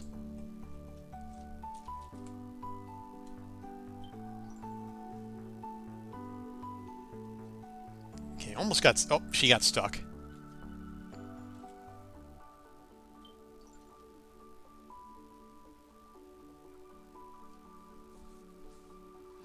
Someone else get stuck?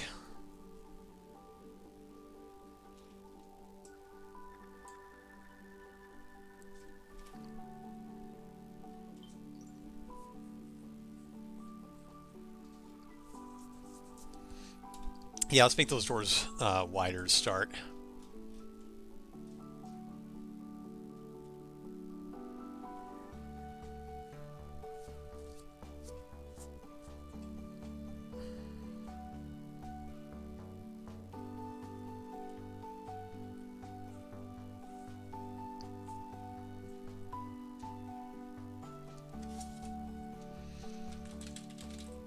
Okay, so we'll open doors.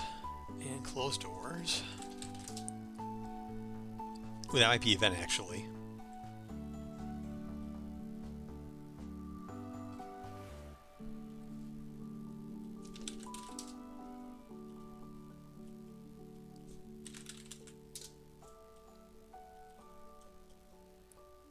Oh, I need to find... Okay, so this would be right door. We need to add a gameplay tag to that.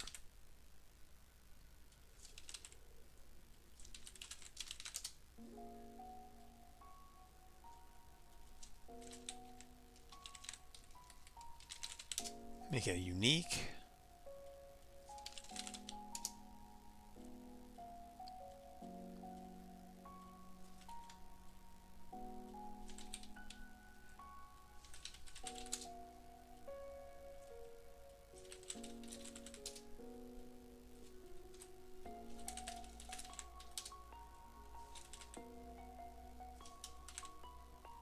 That's a static mesh actor, right? Yes, static mesh actor.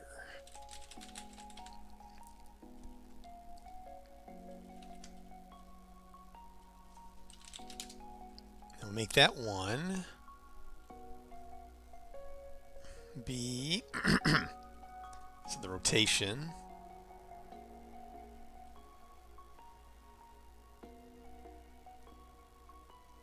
Yeah, 50, let's say 51 degrees.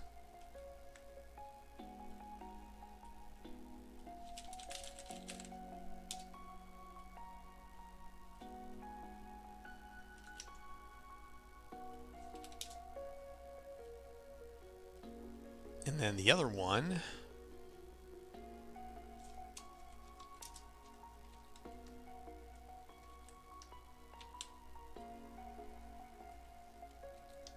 let's see, 120.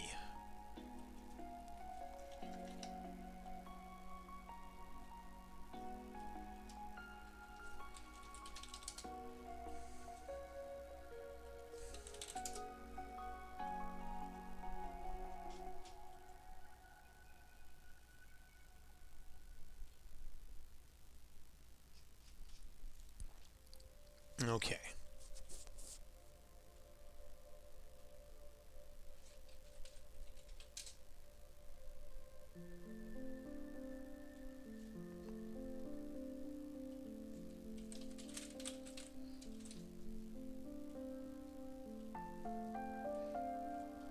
All right, so that should open the doors on startup.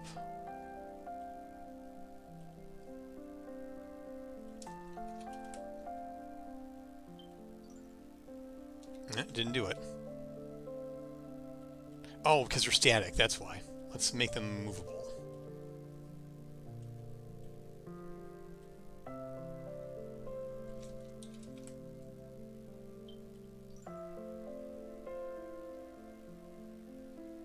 Got a little hung up there, but still might be working.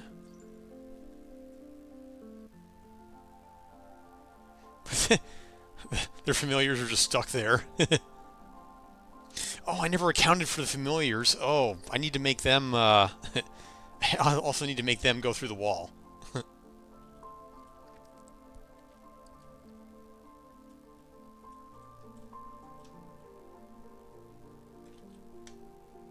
So I'll need a utility function.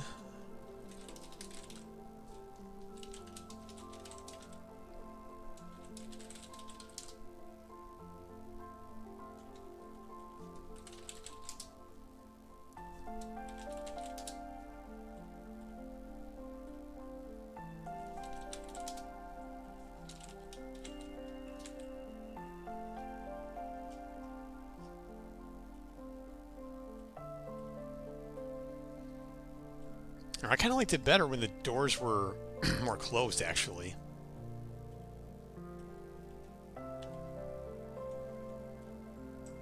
So maybe I'm gonna make the angles a little less.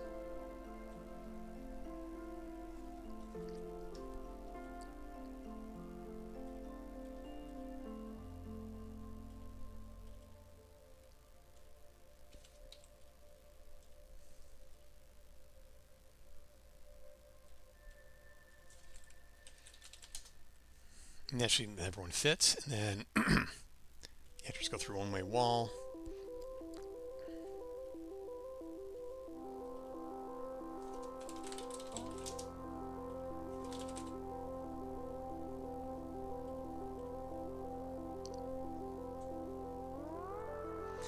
What are you trying to do there, Microscape? Oh, I'm trying to get the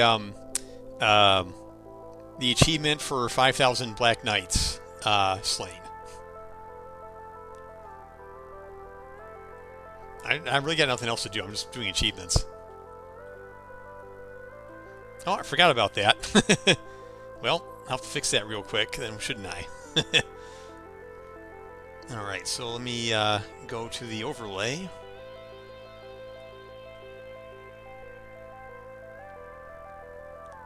All right. So let's interact with this.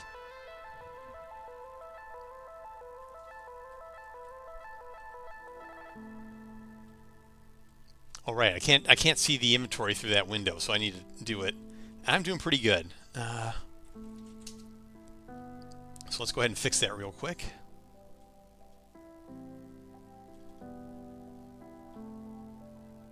So then we'll do black full helm. Wonder how many I killed. All right, and then the I think I saw the adamantium dagger. Yep, adamant dagger. Actually, what's my equipment look like anyway? Yep, not bad. Progrite Scimitar. Don't know, it never came up. I think you offered one to me and I never... Oh, okay, what was the attack on this? Oh, 10. And I think mine was 10. Yeah, I guess I don't know. Is the scimitar better than the dagger, even though the attack is the same? Huh, okay. Strength is higher? Okay. So you're still offering the one that you offered before? Actually, how do you even trade in this game? I don't think it ever came up before for me. Fair enough. Oh, 4,300? Oh, Progrite.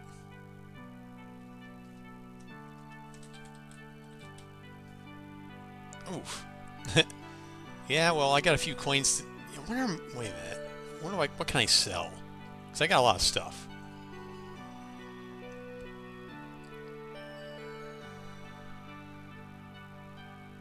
Gold bars. That still won't get me there, though. Yeah, I think someone else in chat was asking about the gold bars, too. Got lots of lobsters.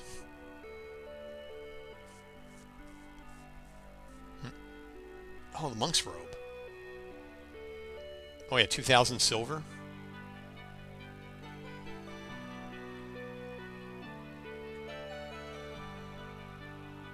Got a wizard's hat.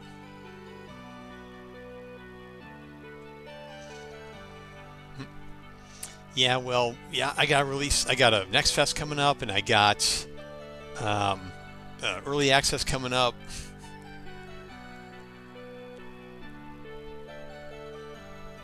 Oh, you do? Sure, but how are you going to get it to me?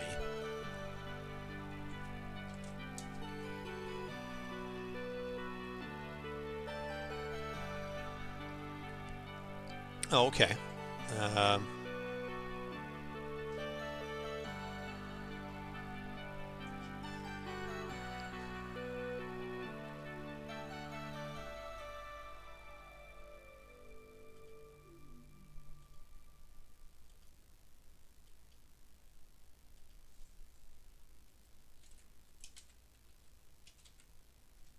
So was adamant that you were going to offer?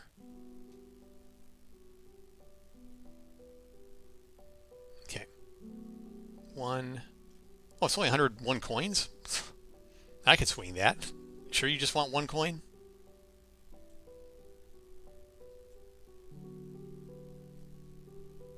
Okay. Oh, perfect. It'll be hidden. All right. There you go. Okay, it's in.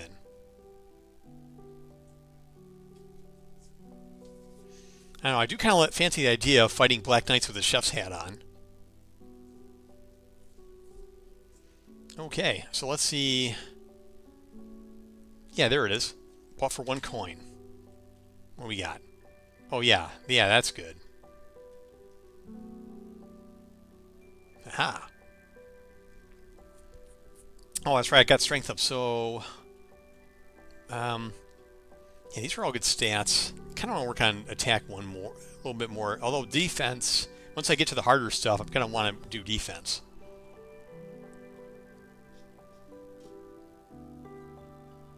Actually, where am I at with my max damage by 1? Cool. Where am I with Monster Mastery here? No, I've only got 2,000 out of 5,000. But the Moss Giants drop something I want.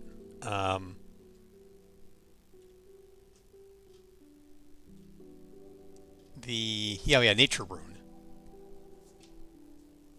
So the Nature Rune, then I can work on one of my light magic. Well, anyway.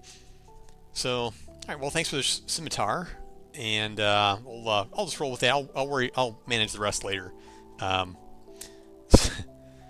So.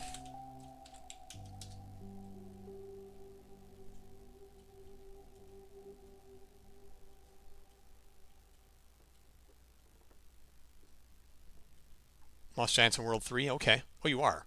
Well, I think I'll join you. I did need to fight them, and it would be cool to do in a group. So let me pull that up.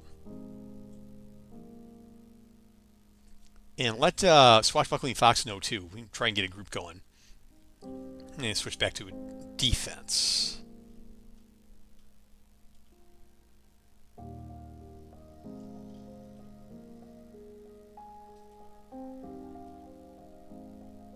Is that where you're fighting them? Oh, we have to switch worlds? Oh, okay. Well, let's see what's there.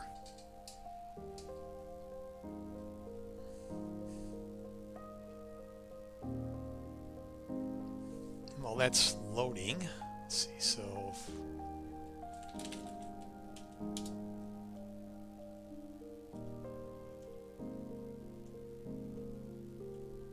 all right, here we are.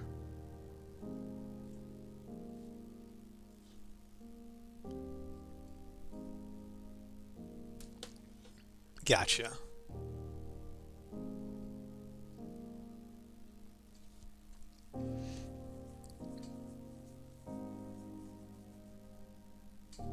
And he's almost toast. Hey, thanks for the follow. All right, so I'm going to leave that idling for now. Again, this is for those of you who are wondering what's going on here. Yeah, so I am Gamion. I'm developing an online multiplayer soccer brawler called Fuel the Heroes, but at the moment I'm also playing an online idle MMO called Microscape. You can join the game just by going to this link and feel your way through.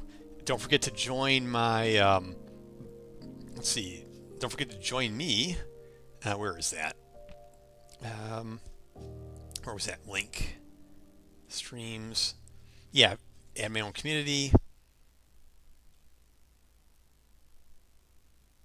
Yeah, so then, yeah, I'm going to enable Microscape here, so you can join my community, and I think if I get enough new players join, then I can do a drop festival.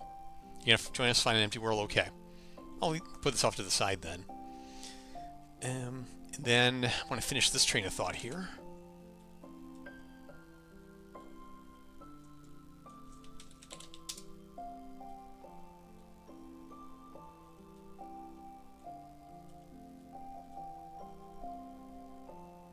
Next thing, actors of class.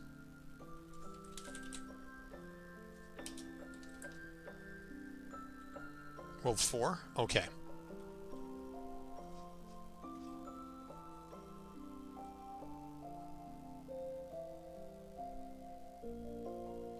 Oh, I have to go click all those things again? Okay. So let's go ahead and do that.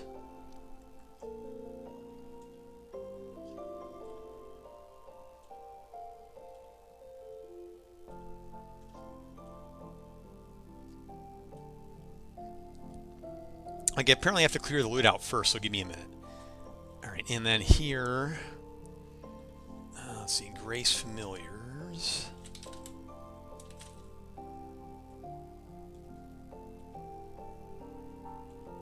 minions.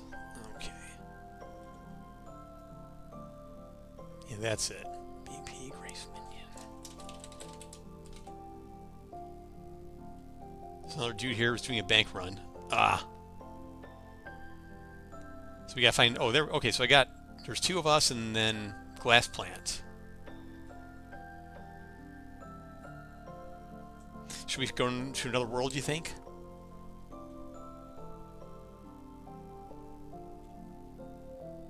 Nine.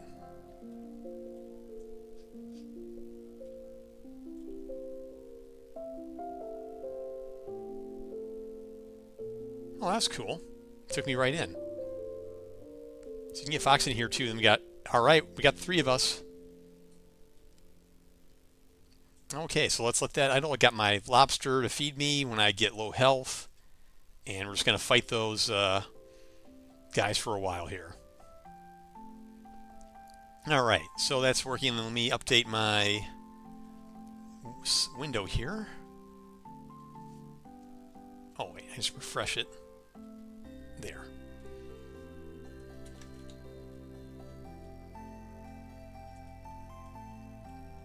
All right, and then, so now get actors to...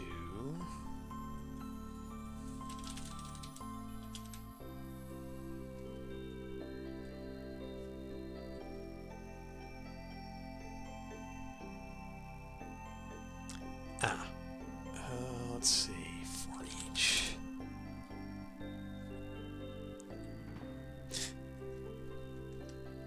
Oh.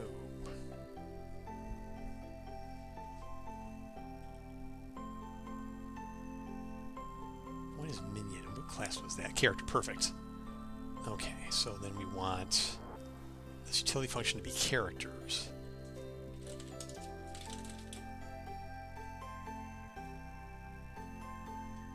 That's better.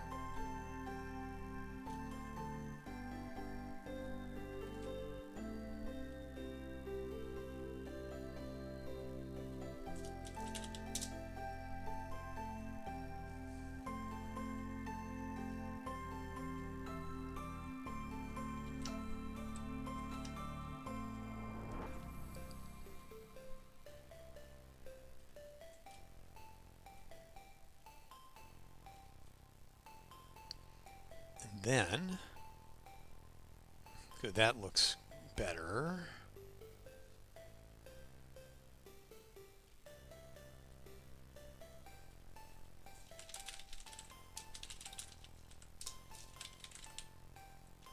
Wait.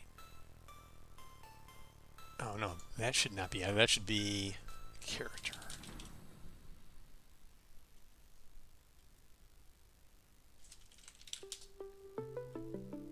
There we go. That should prevent the minions from getting stuck behind the invisible wall anymore. And we'll do the same thing for when we reveal the wall.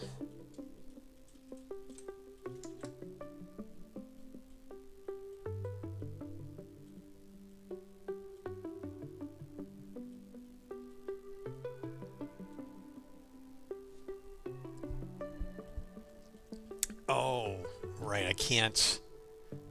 Oh, okay. You know what? Maybe I'll simplify this. So we can't use that. So we'll have to do something a little broader. We're just going to do characters. Yeah, that simplifies things.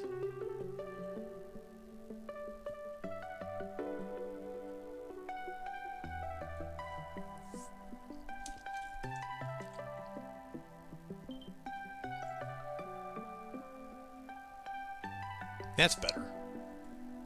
See that again.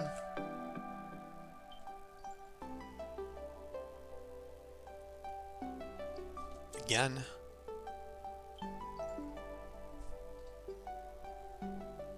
Now you got stuck there again at the pole. What can we do about that? I don't want to move it. Yeah, how would he get stuck there? Oh, wait a minute. Oh, is this not affect the nav mesh? Does it have collision? Oh.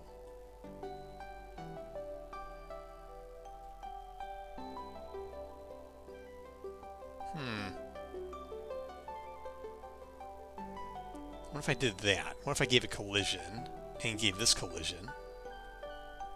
Oh, can't do that. But let's see if this works.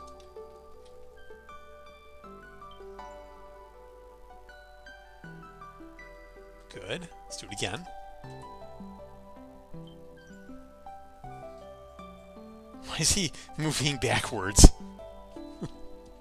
Again. Yeah, I'm liking this. Air Force game player, welcome back. All right, I like how they're pouring out this way. I think I got it working. But I need to shut the doors after this. So when the countdown starts, I'll just reset reset the door states.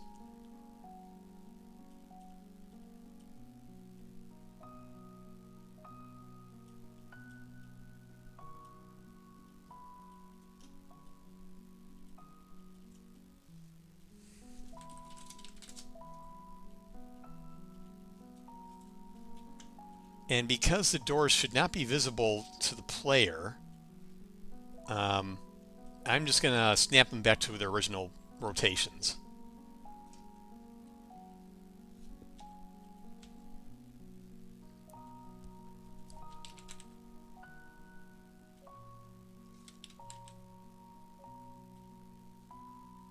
And that was -1.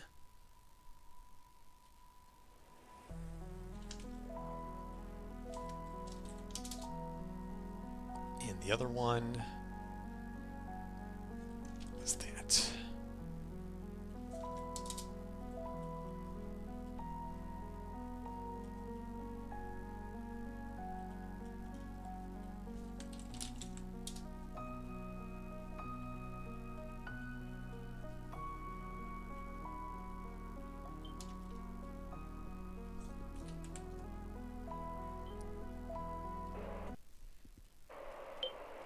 Now put it all together. Good, they all made it out.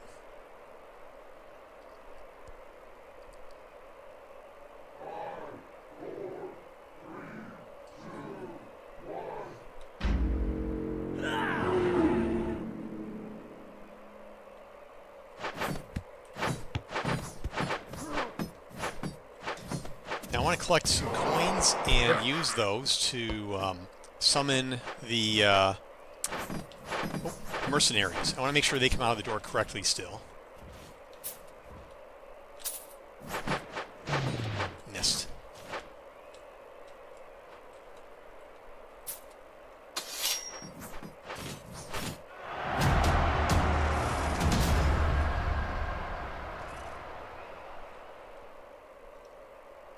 Okay, it's 2 more to go. Nope. Get the coin. All right. Make sure they come out good. Good and good. All right. So that works. That still works. Now I want to do the intro a few more times just to make sure no one gets stuck.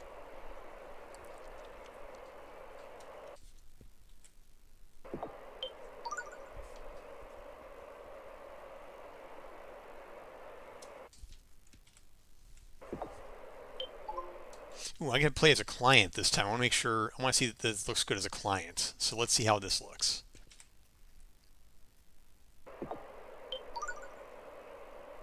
Good, it still looks good. And again, just to make sure I wasn't lucky the first time.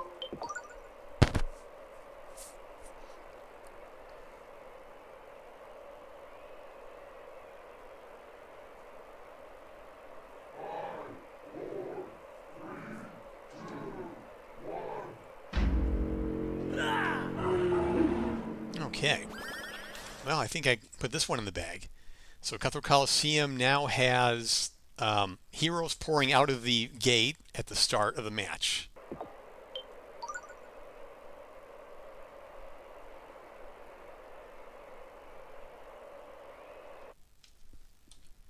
All right, so that one's going to go to source control.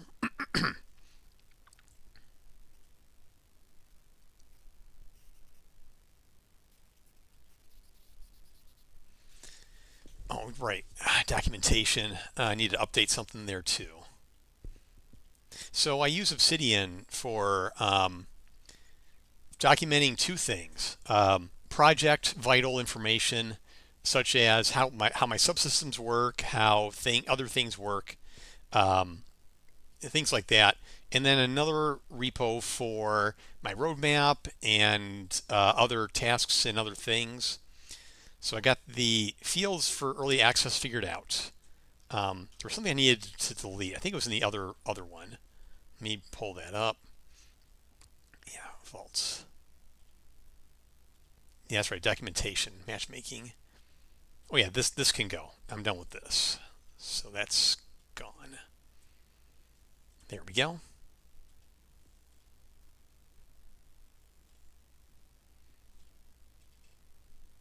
Okay, so we'll say documentation.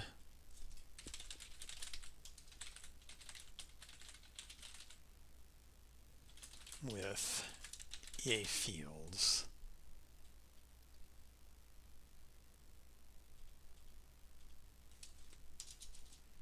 Heroes now pour out of the Cutthroat Coliseum map. Oh, and Mega Kitty's awake. She's eating in her food bowl.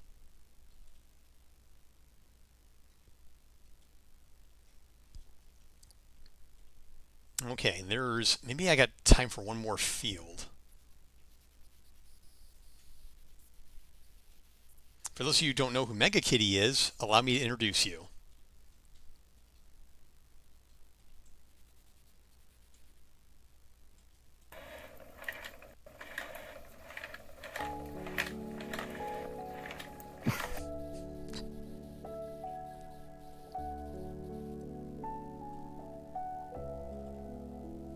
It's also worth mentioning that the unofficial Missy-approved soft drink of the stream is Coca-Cola. Ice cold, refreshing, and just look how much Missy's excited for it.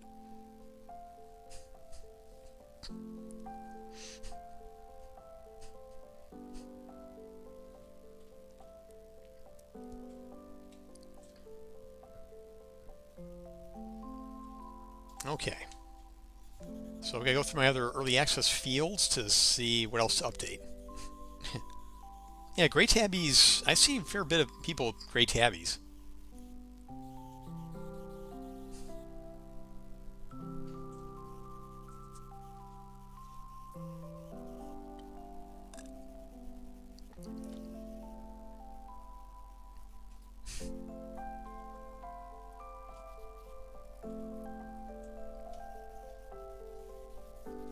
Oh.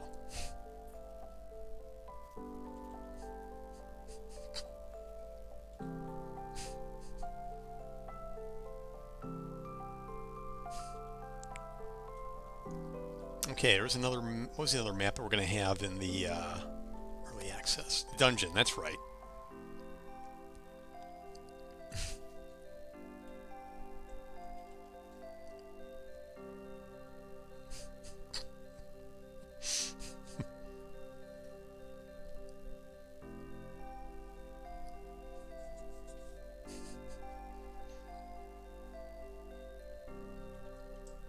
So this one, oh, I could have him running down the steps. I don't know about that one. That's definitely off the nav mesh. That's kind of risky. Where would I have him come from? I do want him to come down the steps. I'll have to think on this. As long as the steps aren't too steep, then it should be fine. But then they're all going to be clustered at the top.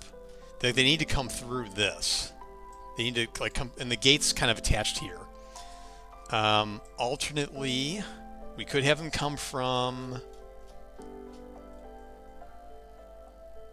maybe some of these gates over here in the back. Oh, that's all. Yeah, so I could have them come through these gates too.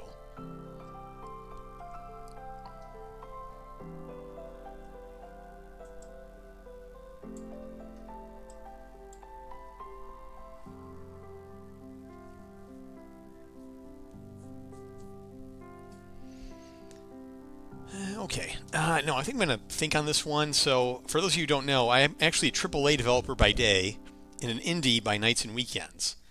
And despite having just come back from a vacation, I can only handle so much bandwidth in a day before I start to get tired. So the thing I'm going to do is, let's see who's on right now. I'm going to rate us off to Swashbuckling Fox.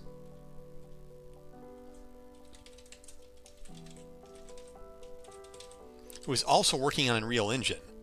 So it should be a real treat to see what he's up to. He's got his own really cool project as well. So yeah, I know. I see streamers go at it 8, 10, 12 hours. I can't do that on a work day. Even when it's not a work day, I don't know if I could do that many. So, but thanks everyone for showing up, and don't forget to check out the demo, Fuel the Heroes. Oh, and I'm going to be having a playtest next Wednesday at 6 p.m. Central Time. Love to have you join. The demo is free. Just grab it from the. Oops, I used the in his command in his chat. Well, check out the demo, and I will see you all otherwise next Monday at 7 p.m. Central Time.